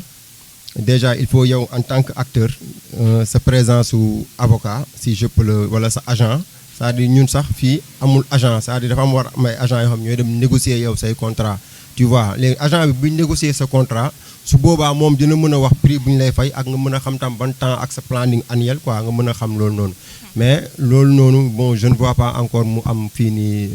Sénégal. léegi pour ñëw ci techniciens yi ni mu demee c'est-à-dire aussi il faut nos autorités dafa am benn statut de l'artiste wala statut du comédien wala lu mënti nekk boo xamante ni depuis ay années gars yaa ngi ciy daw pour ñu signer ko pour ñu am benn statut boo xamante ni dañuy am ay barème comme ni ko Dada waxee c'est-à-dire comme ni ko loi bi tënkee ñu xam ni greffier statut bii la am ci administration impôts et domaines inspecteur des impôts et domaines bii la am hiérarchie nii c'est-à-dire su amoon suñ ko defee noonu c'est-à-dire ñu catégoriser ko su boobaa su production yi ñëwee dinañ ko am mais malheureusement li ñu doon xeex ba loolu jóge fi instant yi ñii fi ñëw nii comprendre guñu réellement lan mooy les enjeux c'est-à-dire enjeux yi dafa toll foo xamante ni comme ni nga ko waxee xaalis boo xamante ni OIF c'est une organisation des États léegi états yooyu dañuy cotiser pour organisation am budget léegi nag ci biir organisation dafa am budget bi ñuy wax budget culturel boobu la ñuy financer pour yenn structures yi nga xam ne ñooy demander ay fonds pour def seen film léegi nag ci budget boobu état bu la ëpp ful la moo lay dominer tu vois léegi ñun suñu état yi ñi nga xamante ne ñoom ñooy suñu nan laa koy waxee suñuy diplomate c'est-à-dire ñoo mënul xeex réellement pour ñu mën a respecter li nga xamante ni mooy suñuy droit ñun c'est-à-dire comme ni nga ko waxee CNC mooy représenter France dans le cinéma c'est-à-dire léegi ñun am na benn CNC bu ñu nekk di concevoir depuis l'ère Macky Sall mais seen projet boobu dañ ko tegaat ci suuf c'est-à-dire foog Sénégal am loo xamante ni ce sont les acteurs du cinéma ñooy gérer le cinéma c'est-à-dire Dieynaba Ngom mu ngi nii c'est-à-dire bu ñuy réunion fële DCI ñun duñu xam lu waa DCI di réunion léegi waa DCI yi ñu nekk foofu ñoom bu ñu waxtaanee seen biir ñoom dañuy xool ku ci nekk li la arrangé après ñoom ñu doxal loolu léegi ñun mosoo gis benn jour gars yi def grève ñu ne ce sont les cinéastes wala les réalisateurs ñooy def benn grève def brasse ndax rouge xam nga yooyu noonu dem ñu kaas ñu teg benn livre blanc wala quelque chose comme ça ñoom ñu mën a réagir ñu xam ni ñii kat ñoom ñooy liggéey ñun ñooy l'administration mais administration yi nga xam ne ñoo war a yow yaa war a nekk ñoom ñoo war a nekk seen mbindaan c'est-à-dire ñoom c'est comme si ñoom ñoo la supérieur quoi c'est-à-dire c'est comme si ñoom lu ñu def yow da nga ko war a accepter quoi yow tu n'as pas ton mot à dire et puis c'est pas comme ça léegi nag ñoom ñoo war a xam ni le monde dañoo nekk dans une concurrence dans une guerre boo xamante ni c'est-à-dire les représentants yi ñoo war a xeex pour son peuple voilà loolu moo ñu manqué au niveau de la direction cinématographique. D'accord, merci beaucoup Diédhiou. Ok, donc tout de suite dama dégg Kader doon wax ci statut de l'artiste. Je pense que cinéastes yi aussi dañu dugg ci benn cocon boo xam ne nanguwuñu génn. Je suis désolée de le dire ainsi. Man étant membre de l'AMS depuis 2008, je me suis toujours battue pour le droit des artistes, le statut de l'artiste. Xeex nañu ko gouvernement Abdoulaye Wade ba gouvernement Macky Sall tey ñu xeex ko ba ñu nangul ñu ko ba signé ko ba def la formation des formateurs. Moi je suis formatrice sur les principes du code du travail mais koo wax wàllum cinéaste yi dañu naan la ñooñu kenn mënu régler seen problème mot pour mot parce que actuellement aussi je vois plus la promotion des gens, des hommes, que la promotion du métier. Rien n'est luxe pour moi. Pour moi, nit lu mu porté daf ci war a liggéey ba ñëpp gis ci seen bopp. Après nga DCI on a ce problème man c'est des gens yoo xam ne voilà je cherche pas à les approcher hormis ma am sama autorisation de tournage ma déposé ko jegewuma leen kiiwuma parce que pour man ñooñu taxawuñu pour cinéma. Mais bu fekkee ne dafa am une confédération de je sais quoi des cinéastes qui est à Yenenga vous êtes au nombre de combien au fait parce que le cinéma su ñu doon teg tey ñu def benn étude xool ñaata cinéaste la ñu am ñan ñoo xam existence loolu suñu réglé wul loolu mënuñu régler culture du cinéma au Sénégal. Encore une fois je n'ai rien contre Yenenga je ne suis pas raciste. Mais la racine de Yenenga n'est pas sénégalais. C'est ça la vérité. La racine de Yenenga n'est pas sénégalais. C'est comme ça que je vois les choses. Dañuy jooy institut français di jooy leneen ak leneen mais lay institut français lay français ya mooy Yenenga mooy feneen ak feneen. Le cinéma par les Sénégalais pour les Sénégalais fait carrément ñu def ko tey jii nii améliorer encore une fois la qualité de nos contenus. Parce que tey nag ku nekk yaa ngi yuuxu woy cinéma bi doxul mais qu'est-ce qu'on vend man tey tukki naa fi di dem voyage ci benn dëkk ma dajeeg benn sénateur benn dëkk boo xam ne nee nañ seen dëkk cinéma ñun ñooñu la ñuy jël référence mais ñoo bokk fi ñu toog ñuy waxtaan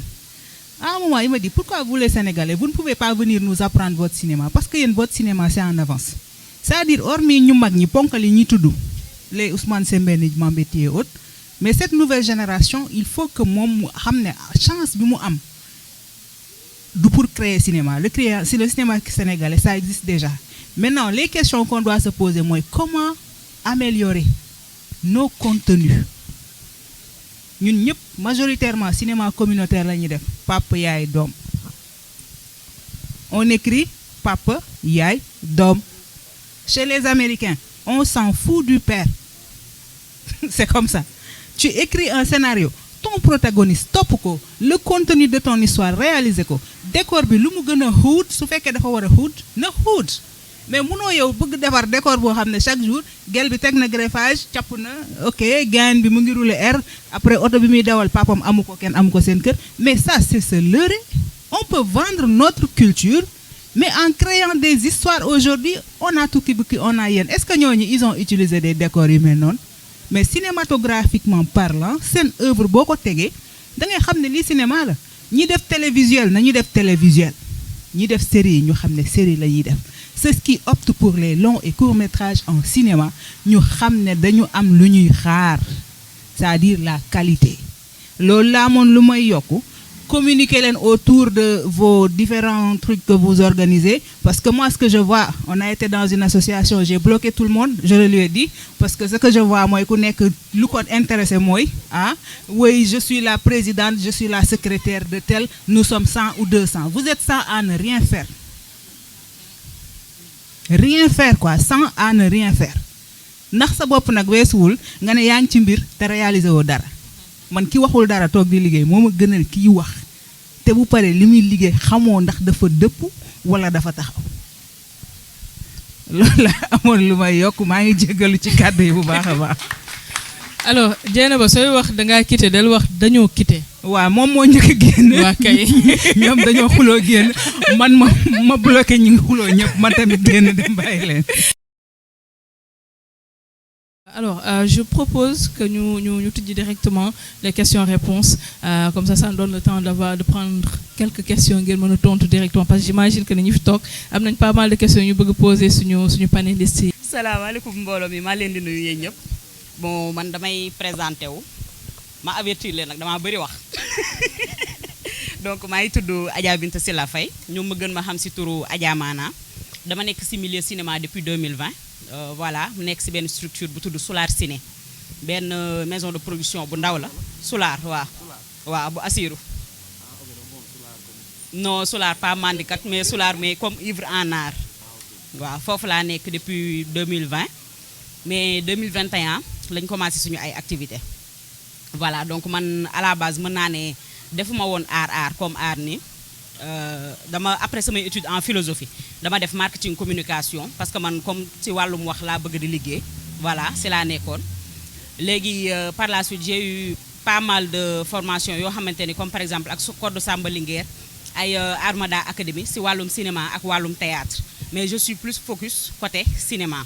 parce que à la base comme sànq dadaa li mu doon wax parce que da ko wax ba pare maa ngi ree je voulais être top modèle affaire mannequinat moo ma neexoon mais entre temps ma xaw a pata jongo ma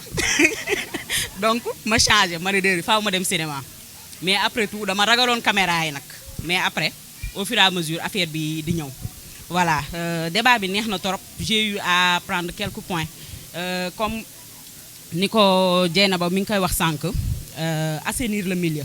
parce que milieu bi sànq moom la ñu wax fii y a trop de caïman ngeen baal ma si kàddu gi mais y a trop de caïman parce que man xam naa si dara diggante 2020 ak 2024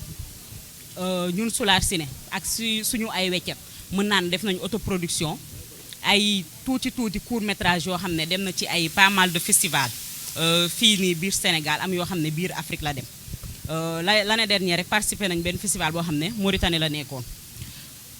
milieu bi ni ko Dieynaba waxee il faut ñu assainir ko déjà commençant ci fan ba pare il faut ñu jàppale ñu aussi côté gouvernement yi faaw ñu jàppale ñu parce que je me dis que benn instant ñi ñu teg biir FOPICA ak biir DCI ñenn ñaa ngi liggéey mais am ñoo xam ne liggéeyuñu man xam naa si dara parce que dama fay jaabante di déposer ay documents da ngay dajeek nit nga wax ko sa tur amaana du jàpp sa tur mais boo waxee Solar Ciné ñu ne si j'ai vu votre dossier dans la table gis nañ ko xam nañ bu baax yow yaay kat mais lijjantiwuñ la wax naa ko feneen parce que loolu la ñuy def man dama see xam dara moo tax milieu bi faaw ñu assainir ko ci côté administration ñoom deuxième chose ci côté acteurs yi déjà en plus de ça techniciens yi man li may xuloo chaque jour wala li may wax chaque jour bu ñu nee cinéma Sénégal xala bu ma leen de parce que dama leen di seetaan déjà depuis toute petite c'est la commencé woon di seetaan ay daaray Kocc affaire yooyu mais ñooñu lu ñu doon def benn instant théâtre la parce que théâtre lu si bëri ça se passe sur scène ñenn ñi dañuy def dramatique mais li xew léegi audiovisuel boo xam ne nii ay feuilleton la ay série benn série laa seetaan Sénégal muy Laay Jara loolu mën naa ne série la peut-être côté technique ñenn ñi dinañ ma dégg série la mais li si des liiri jàll yëpp que ça soit ay Babel wala yenn affaires yi loolu feuilleton la xaw ma ndax comprendre ngeen fi may waxee wala audiovisuel man dama naa ñoom audiovisuel la ñuy def ñi di def cinéma ça n'a rien bokkul ak ñi di def audiovisuel ba léegi ñoom bu ñu waxee cinéma ma ne d'accord dama leen koy nangul mais milieu bi faaw ñu assainir ko parce que léegi li am léegi nii dañoo bëgg juste jouer pour le simple plaisir de jouer naa feeñ télé naa siiw pourtant yoruñu dara dañuy nappante rek loolu rek moo fi am loolu moo tax réalisateurs yi acteurs yi kenn yorul dara production dafa metti ñëpp xam nañu production dafa metti moo tax parfois damay gis nit naan moom Adja yi lu tax tegawu leen série affaire yooyu noonu ma leen ngeen fa ne dafa yomb wala leen gis nit ki diffuser tey si télé rek ngeen de man lii wala affaire genre yooyu noonu yombul vraiment yombul sànq Mass mi ngi koy wax kii tamit Kader tamit mu ngi koy wax États-Unis lan lañ gën a kiiwee nit ñi nan lañ ko waxatee sax coloniser nit yi à travers le cinéma loolu lañu fa la ñu jaar fa la ñu jaay ñun tamit mën nañ koo def de mais ñun sénégalais ñun lu ñu produire soxlawuñ ko na keneen dem defi ji leneen ñu dem jigaane loolu noonu seetaan loolu noonu moo ñu gënal ko ñun ñu seetaan loo xam ne tey Dieynaba moo ko produire wala Mass moo ko produire wala keneen moo ko produire te pourtant ñu ngi si YouTube bi sama question nag 3 questions la am parce que li ma bëggoon wax bëri na mais naa bàyyi ñeneen ñi yeggale sànq yaa ngi koy wax xaw ma ndax ba fàttaliku ngeen fan yi passé je pense c'était fin 2023 si je me trompe pas waa Hollywood association scénariste xaw ma syndicat scénariste yi dañoo defoon grève Sénégal ñun kañ la ñuy am loolu ñun la kañ parce que fii nii suñu gouvernement yi ministre bi gis nga bu ñu waxee culture automatiquement culture lan lañ ko jàppee musique lan lañ ko jàppee mbalax mi ngi mel ni tey nga ne sport rek football lañ jàppee mooy sport jeex na ñoom li seen yoon nekku si boo ñëwee taxaw di wax waxu cinéma sax dañ lay xoolaat affaire genre yooyu noonu fan yi maa ngi dégg benn terme bu bees moo nekk les industries culturelles créatives gars yi dañ koy wax nii di ko mbubboo mais ay naxante la rek nappante la rek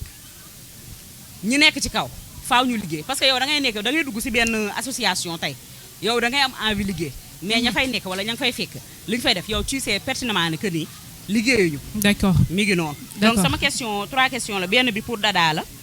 dama koy laajte par rapport ak production comme moom productrice la production bi nan lay demee fii nii au Sénégal moom nan lay def parce que man dama bëgg dugg ci wàllu boobu. au début man actrice comme actrice laa commencé mais instant yi nii bëgg naa dugg si wàllum production wàllum réalisation du coup fépp fu ma gis formation wàllum cinéma damay dem def ji ko. beneen bi sama question par rapport ak Dieynaba la mi ngi wax assainir le milieu dama lay laajte comment assainir le milieu déjà avant si acteurs yi techniciens yi mais par rapport ak gouvernement yi lu si mel ni FOPICA ak DCI yi tey yow loolu lan lañ ci war a def. beneen bi nag pour kii la Mass ak Kader d'accord ma leen di laajte les métiers du cinéma au futur ici au Sénégal parce que cinéma bëri na métier am na régisseur am na lii am na leneen ak leneen loo xam ne nekkul kese mën naa ne côté actorat bi lu tuuti la si leneen li moo ëpp. donc par rapport ak métier du cinéma yooyu noonu dans l'avenir est-ce que vous pensez que ni loolu ça peut nourrir son homme quand je parle de son homme c'est-à-dire les techniciens les acteurs et les techniciens du milieu. Merci. D'accord, merci beaucoup. Alors on a 3 questions. Une question pour Diédhiou et Mass. Moi, est-ce que li nga xamante ne moom c'est quoi les métiers futurs du cinéma? D'abord pour première question bi nga xam ne ni bon je pense que da nga ne est-ce que loolu waa mën a nekk Sénégal mooy que effectivement dem nañ benn moment scénaristes yi ñu daal di def grève donc et puis toutes les séries étaient arrêtées mais boo xoolee loolu ñoom da ngay gis que ce soit montage que ce soit producteur que ce soit scénariste dañu am ay syndicats seen syndicats yooyu en fait ay métiers yu ñu normaliser la tu vois tey kenn mënul def métier wu jàmbur mooy état bu normal suñ joxee El Hadj Ndiaye wala ñu jox Youssou Ndour licence su télé waruñu la jox licence de production de film xam ndax lan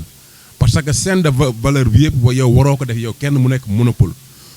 mooy sédiment mënul jaay ginaar jaay lekk ginaar jaay ginaar bu ñu lakk ba pare jaay nen bi parce que loolu su ko defee moom il va faire de sorte que yow boo jëndee nen bi mu jox la nen bu amul qualité donc bu ñu toggee sa ginaar bi moom mooy ëpp qualité donc loolu mooy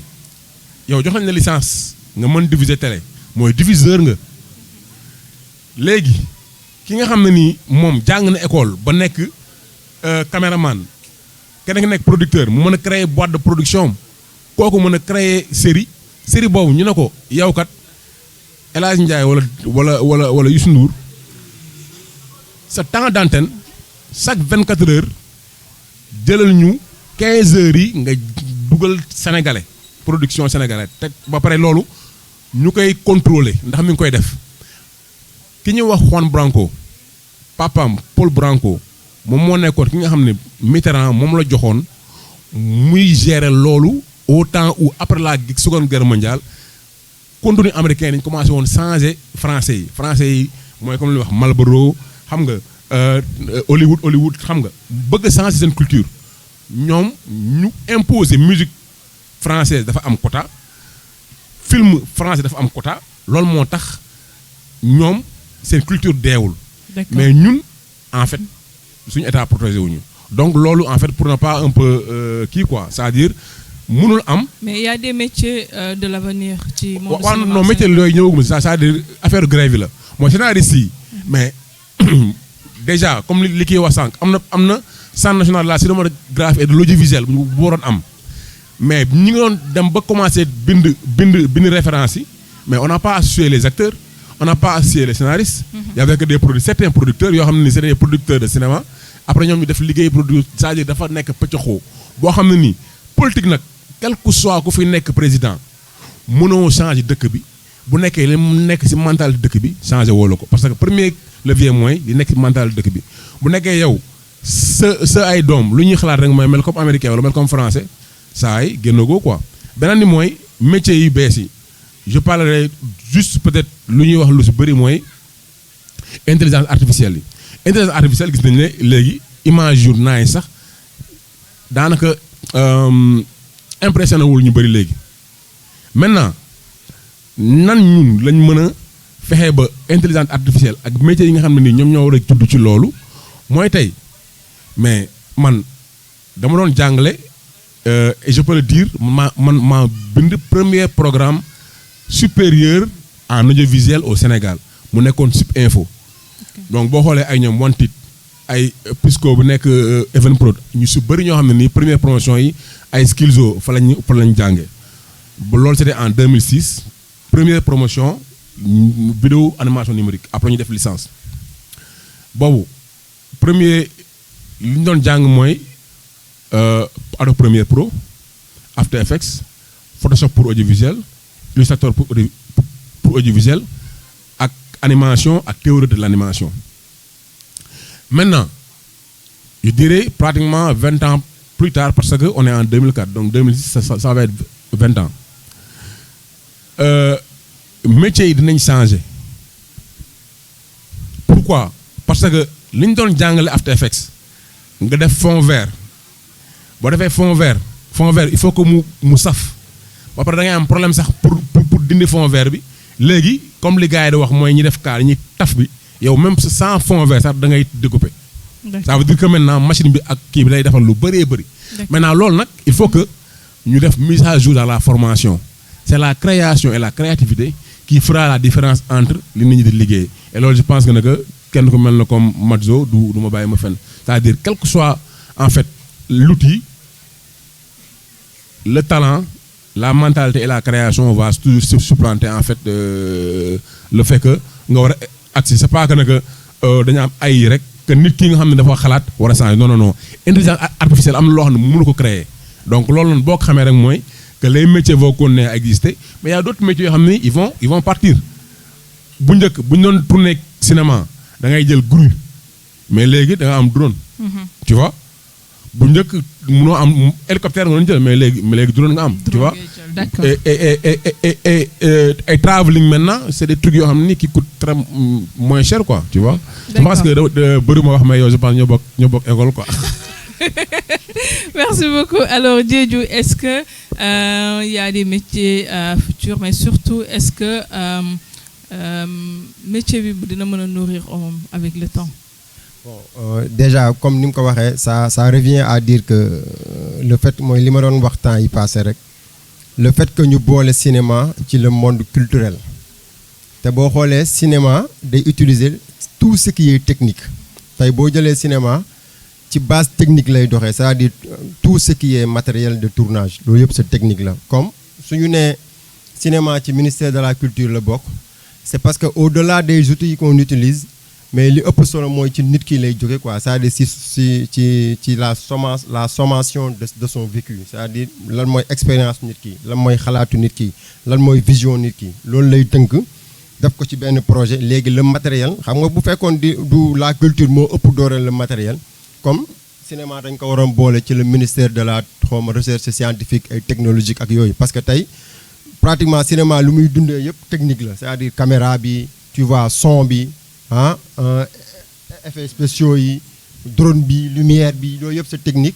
mais li ëpp solo mooy nit ki quoi sa culture loolu moo tax ñu jël cinéma mu bokk ci culture mu nekk culture léegi pour scénariste yi mën a def grève déjà il faut déjà comme ni mu ko waxee aux États-Unis dañ ko organiser quoi c'est-à-dire di nga xam scénariste yi nangami scénariste ñoo inscrire ci base de données wu état bi nga xam ne kii niveau bii la am kii niveau bi kii mooy kii maison bii lay liggéeyee kii nangam mais ñun instant yi nii soo fi naree def loolu problème bu rëy lay am. déjà ñun chaque fois dañuy dem ci ay panel ñu wax ni dañoo war a fédérer ma ne ma posé woon benn question je pense que Souleymane Kébé la ou bien ak benn femme bu ñëwoon j'ai oublié son nom ma ne ko tout le temps da ngay wax dañoo feebar mais wax ñu kaa ñu faju tu vois chaque fois yaa ngi may wax damaa feebar man je sais que damaa feebar parce que en fait pour se guérir il faut déjà reconnaître sa maladie léegi ñun on a reconnu notre maladie mooy que nous sommes dispersés un peu partout léegi comment fédérer léegi nos forces pour montrer aux autorités que c'est pas à eux de décider parce que ñi war a décider mooy ñi war a c'est-à-dire qui décide sans moi décide contre moi. Donc il faut que ñun ñu nekk foofu ñuy décider pour ñun ñu mën a décider le comment le faire mais pas ñoom ñu décider après ñoom ñu ñëw ñun def leen nii. Mais su boobaa les gens vont croiser les bras D'accord. léegi nag loolu moo andi kii bi quoi affaire. D'accord, merci mais pour beaucoup. les métiers. Je pense comme ni mu ko waxee il y a des métiers qui vont En 30 disparaître. secondes. Voilà, mais les métiers, en fait, chaque métier, ça dépend de capacité yow bu nit ki di def pour mu mën la nourrir ëllëg. C'est-à-dire il faut ñu former wu ñu nangoo former wu c'est-à-dire nga nangoo lëlu pour am xam-xam bu ko defee soo génnee soo defee ñu ne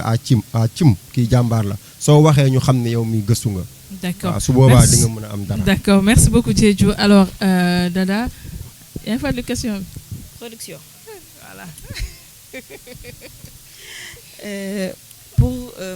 Pour nga def production d'abord il faut que nga xam guichet yi ngay am en fait c'est pas guichet FOPICA kese am na yeneen guichet aussi niveau international comme ay Jeunes Création OIF Vision Sud-Est il y a plein de guichets en fait da ngay ñemee gëstu bul mel ne man yam fenn rek ne fii laa yem en fait da ngay gëstu te nga mën a def un bon montage de dossier c'est bien tout d'abord il faut avoir une très bonne affinité avec ton réalisateur. Il faut nga tànn par exemple bul ne par exemple thème bii laa bëgg wala truc genre en fait c'est vrai que nag am na ñoo xam ne par exemple dañu naan thème yi du ma ko mën a aborder en fait je pense que nous en tant que cinéaste on doit pas se limiter par rapport à ça même s'il y a des sujets tabous yoo xam ne duñ ko laal mais jéem a la foncer en fait nga jéem a jànganteeg sa réalisateur ama moom yenn affinité yi na leen jaaral ngeen demante tu vois ngeen gën a miinante pour mën a gën a liggéey parce qu'en fait liggéeyu production en binôme la ak sa réal c'est vrai que ne mën ngeen liggéey ba mu baax dem ba ci jour tournage ba ngeen xaw a laale wala période de tournage bi et tout cela de ce fait boo amee sa réal c'est vrai que ne am na ñoo xam ne par exemple certaines productions fii comme li ñuy wax que production dañ naan amuñu xaalis c'est vrai que nag amuñu xaalis mais lu ñu am nañ xam ne ñun lii la ñu am te lii lañ ci mën a def lii ak lii ak lii ak lii nga xam guichet yi xam comment faire pour monter un bon dossier parce que boo monter ce dossier rek bu ñu la jëlee après au moment am na appel fonds yoo xam ne ay pitch la et savoir comment pitcher avec ton réal moo tax il faut nga am yenn affinité yi par rapport ak sa réal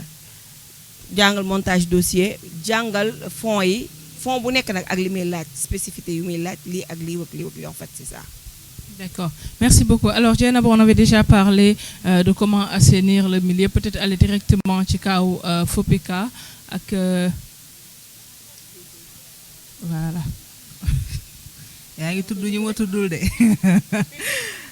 d'accord donc loolu lu yomb la pour ñu assainir milieu du cinéma parce que tey jii nii mënuñu génn ci culture et qui parle de statut de l'artiste parle de statut de l'artiste en général. maanaam tey ñu reconnaître ñu ginnaaw ñoom nee nañ reconnaître nañ ñun ay travailleurs lañu comme ñëpp ndax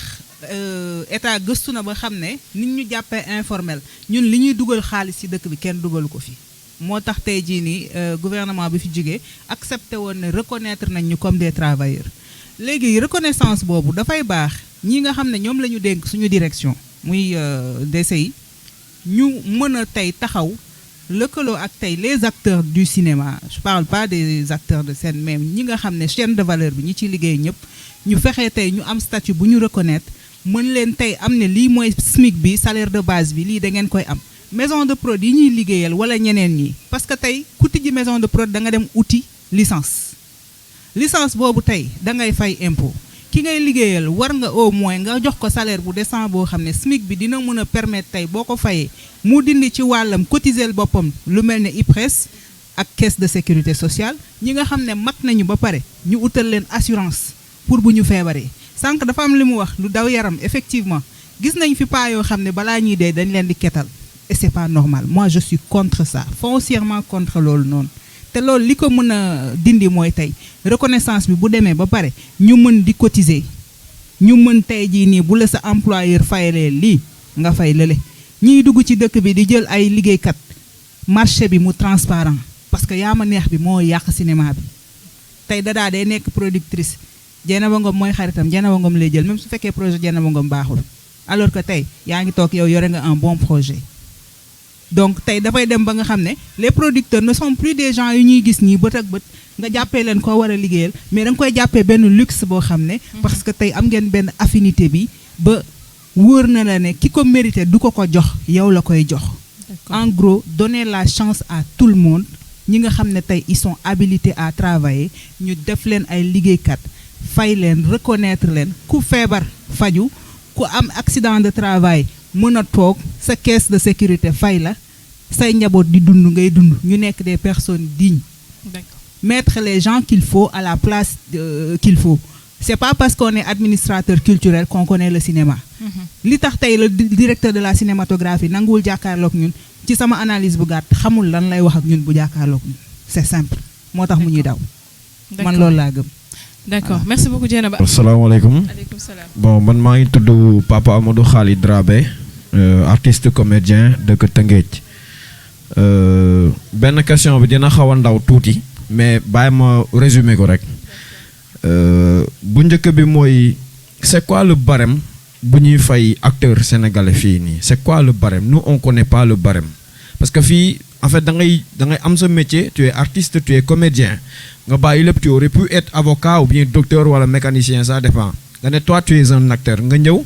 ñu jël la dans un film par exemple une grande maison de production qui t'appelle et puis qui te propose un cachet boo xam ne boo si passé tata mu jeex n'est-ce pas? Et j'ai une autre question boo xam ne par rapport à la culture il y a beaucoup d'histoires au Sénégal, l'histoire des rois, l'histoire de Buur Sine Coumba Ndoffène Diouf par exemple, Aline Sitoé Diatta, Yacine Boubou Kanfal Ndata Yalla et autres. Américain bi mu ñëwee France et tout ça yóbbu fa ay culture am ñoom ils ont tout fait pour changer ça. Léegi ñun est-ce que nos réalisateurs sénégalais en l'occurrence MASS les légendes qui sont là sur le plateau est-ce que ñoom seen xel dem na ci monter histoire yooyu noonu def ko des films que ce soit en série ou bien long métrage et tout parce que pour man pour ressourcer waat pour indiwaat la question de la culture il faut que ñu dem creuser waat foofu noonu tubaab bi amul culture. Quand tu regardes Game of Thrones tu te demandes mais attends ça c'est quelle culture c'est quelle histoire fan la xewee donc c'est une histoire imaginaire qu'ils ont posée mais nous on a des histoires culturellement foncièrement très riches yu ñu am fii au Sénégal. D'accord. Et je voudrais que quand même que nos réalisateurs aussi essaient de creuser dans ça et la formation. D'accord. Aussi. 2 questions. waaw def nga déjà 2 questions. waaw la formation on en a parlé tout à l'heure. ma jeexal bii Ouais. parce que dafa am benn bindkatu théâtre bu tudd Konstantin Sergueïevitch Stanislavski c'est un russe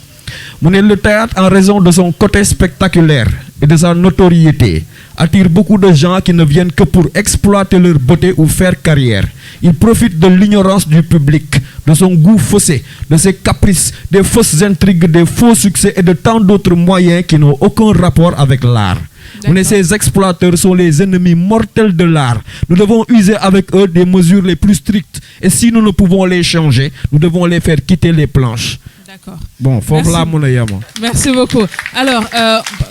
juste MASS, j'appelle ma question bi. Ouais, merci à tous, donc tous les panélistes. Donc merci pour l'initiative bi. Donc moi c'est Sarah Gadiaga, je travaille au Centre Yenenga comme chargé de la programmation et médiation culturelle. Et je coordonne un programme qui s'appelle Sénégal l'éducation à l'image. Donc je pense que débat si je soulevé c'est intéressant. Et nous le Centre Yenenga, donc nous avons une vision déjà pour l'accessibilité des films. On est en train de mettre en place des initiatives pour regrouper tous les ciné-clubs. Donc d'essayer de payer des droits pour certains films, de les mettre en disposition des ciné-clubs sénégalais pour que ces films-là soient regardés par des Sénégalais, faits par des Sénégalais.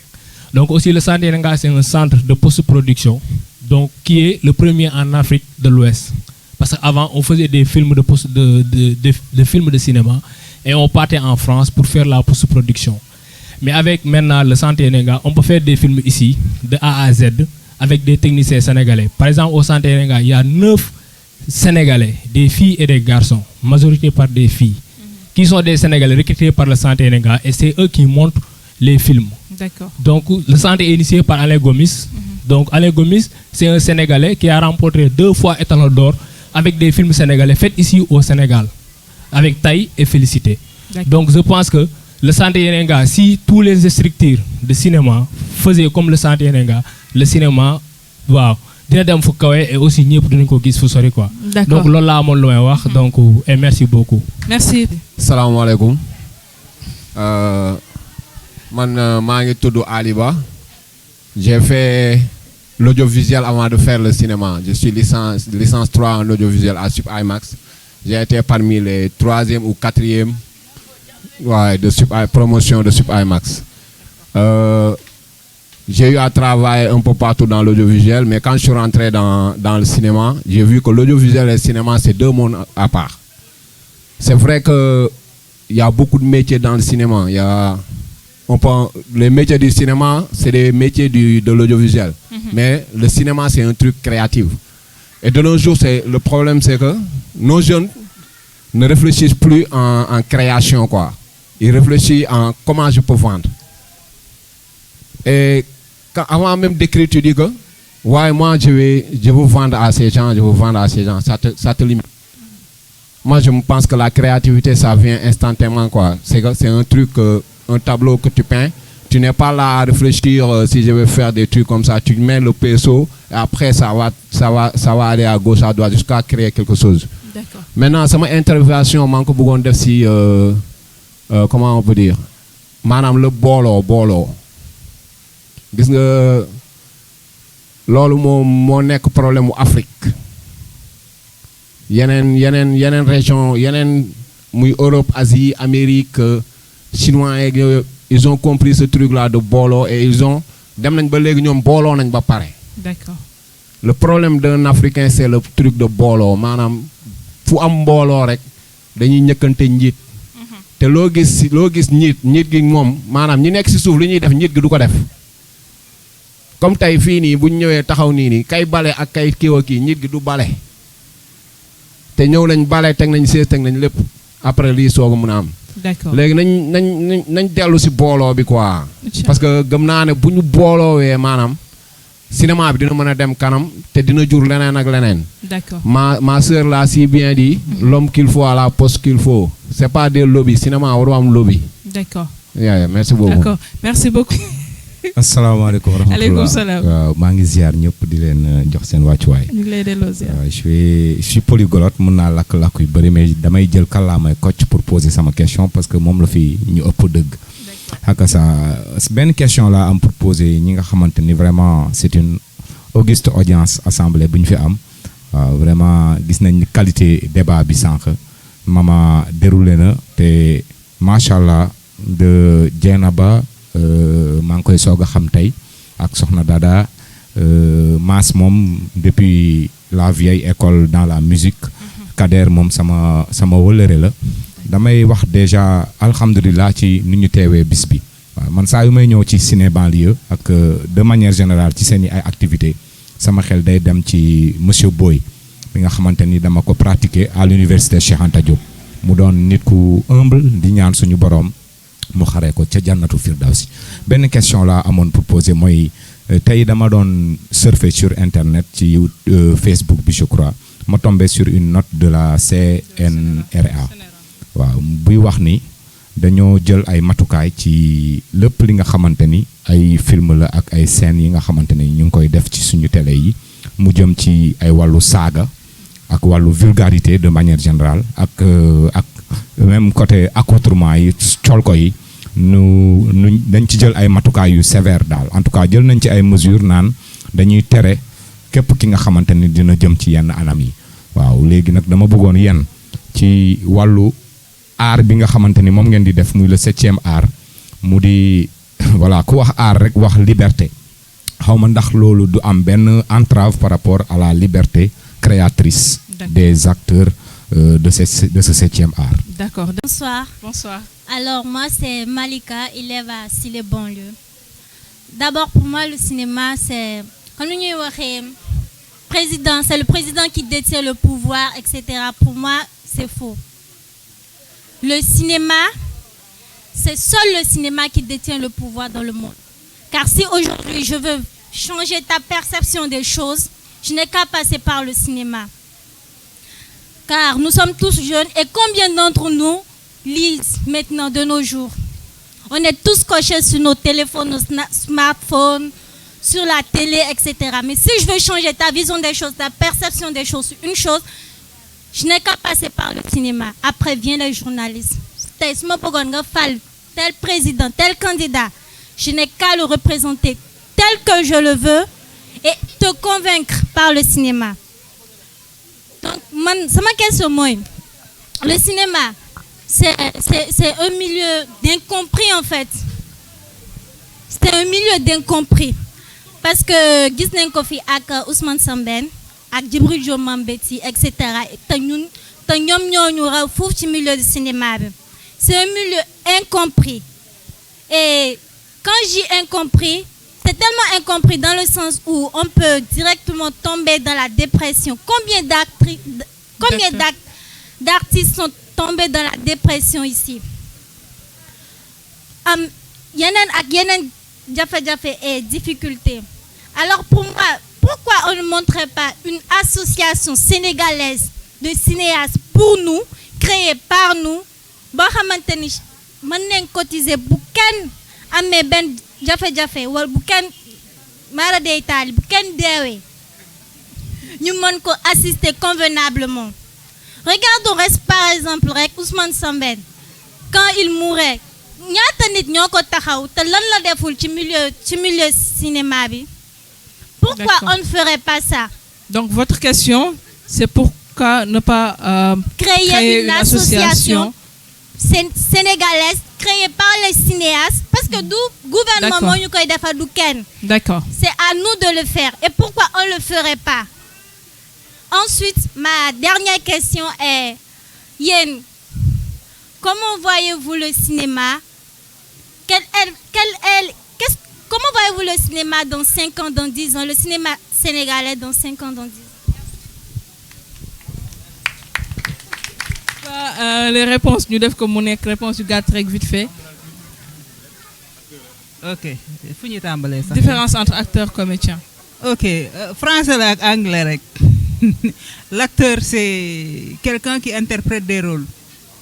Le comédien aussi, c'est quelqu'un qui interprète des rôles. Mais acting en anglais, c'est jouer. Comédien, il fait des performances, il joue. C'est juste ça, amul différence. Maintenant, la différence, elle est au niveau du cinéma au théâtre. Parce que dans le cinéma, image en mouvement, dafa don lo xamné temps bi nga am ci théâtre di def say manière di ki ñun dañu né le téléspectateur il est pas dupe. Junju doyna borom xel. Manam jaru nga fay nek nan ko sac bi dé boko jëlé dang koy jël nga bot ko wala nangam ak nangam comme ni ñuy def ñu bëre ñu né ñi ngi ci cinéma bi. C'est-à-dire plan yi ni mu wara démé règle des tiers ainsi de suite rapidité bobu mo ñu wutalé ak théâtre. Ñun suñuy mbir da fay lèr précis ba paré gaaw. Donc indu ñom lan lañuy def exactement indu dañuy indu ñom cinéma bi cinéma indu la. D'accord. Voilà. Légui ci walu identité bu mu doon wax sank. Pourtant lolu moy lima ñëk wax rek sénégalais dafa gëmul bopam du ñëpp nak amna ñu gëm seen bop. Mais bo xolé même aux États-Unis raconter tuñu seen ay histoire. Dañ koy commencer aujourd'hui ci Viola Davis, le Woman King. Histoire bobu histoire u Bénin la foofu la ko raconté ak na mu ko raconté yokku ci maanaam partie d'une idée ordinaire nga jël ko defar ko mu doon loo xam ne bu génnee ñëpp ne waaw extraordinaire loolu mooy tey jii ñun war nañ ko mën a def bay ci sa wewu tànk tey jii nii ñu mën a xool histoire yooyu ngay wax buñ ko deful théâtre mën nañ ko def film parce que nous on parle de séquence et de scène ñu xool naka la ñuy embellir histoire bi naka lañ koy defee ba nga xam ne nii ci temps bu normal daañu mën a raconter l'histoire ba tey boo ko tegalee keneen ku dul sénégalais bi lay seetaan tamit mën a comprendre di nga ko mën a doubler di nga ko mën a def leneen ak leneen et loolu man je suis pour loolu man loolu laa gëm. D'accord. Voilà. D'accord. Merci beaucoup Dieynaba. Alors la question pour yaa fa la question.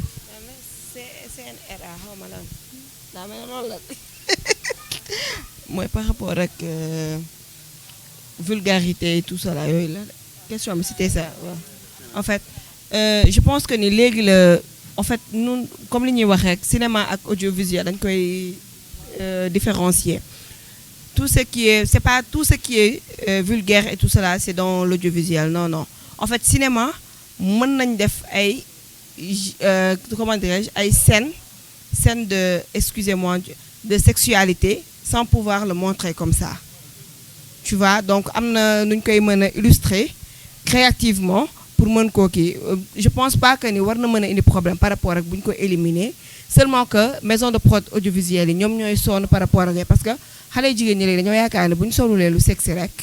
amuñu classe wala amuñu buzz par rapport ak film bi c'est loolu nag ci audiovisuel lay gën a impacté par rapport au cinéma parce que cinéma moom mën nga def yenn séquence yoo xam ne boo ko defee rek tu pourras voir carrément que ni lan moo fay xew derrière. D'accord, merci beaucoup. Alors Mass lan mooy barème yi pour les acteurs. waaw bon barème pour acteurs yi je pense que nag amul te li mu doon wax sànq dafay rejoindre en fait affaire acteur ak comédien quoi mooy vraiment citation bi mu donné par rapport ak ñiy def métier bi tey boo xoolee acteur ku nekk mën na ko nekk par exemple comme Indiana Jones menuisier la woon ci plateau ñu gis ko et puis il a fait am na plastique bi ñu joué loo ko mais kooku mënuloo ko def comédien boo xam dafay jouer théâtre parce que pour nga def théâtre il faut nga dugg école nga def comment dirais-je dramatique jàng plastique jàng déplacement jàng donc comédien bi c'est un acteur je dirais pas mais c'est un joueur professionnel c'est-à-dire tey comme un acteur qu'on appelle Daniel Day-Lewis moom moo joué comment dirais-je Gangs of New York bëri na ay films yu mu joué mais le dernier des Mohicans c'est un des meilleurs acteurs au monde c'est comme Denzel Washington aussi donc ñooñu mais nu ñuy jàngee tey mathématique ñu dem ba nekk doctorat noonu la ñuy jàngee comédie ba nga xam ne tey ñoom boo leen joué loo bokk la ki nga xam ne da nga koy jël nii parce que gis nga ne dagg bi rafet na xam nga am na plan kii moom bu ñëwee mën nga boo waxee juumee nga kiiwaat ko xam nga donc moo tax acteurs yi des fois pour nga ne da nga leen di fay tel barème te jaaruñu ba pare am carte am kii boobu mënoo ñëw tamit rek ne koo xam ne mosu ko joué rek mu ñëw tegal la barème. c'est ça qui fait que je pense que nag pour le moment mënuñu am un barème fixe au niveau du cinéma quoi. Tu vois? D'accord. Merci beaucoup Mass. Alors dernière question avec Diédhiou. Pourquoi ne pas créer une association avec des Sénégalais pour le Sénégal?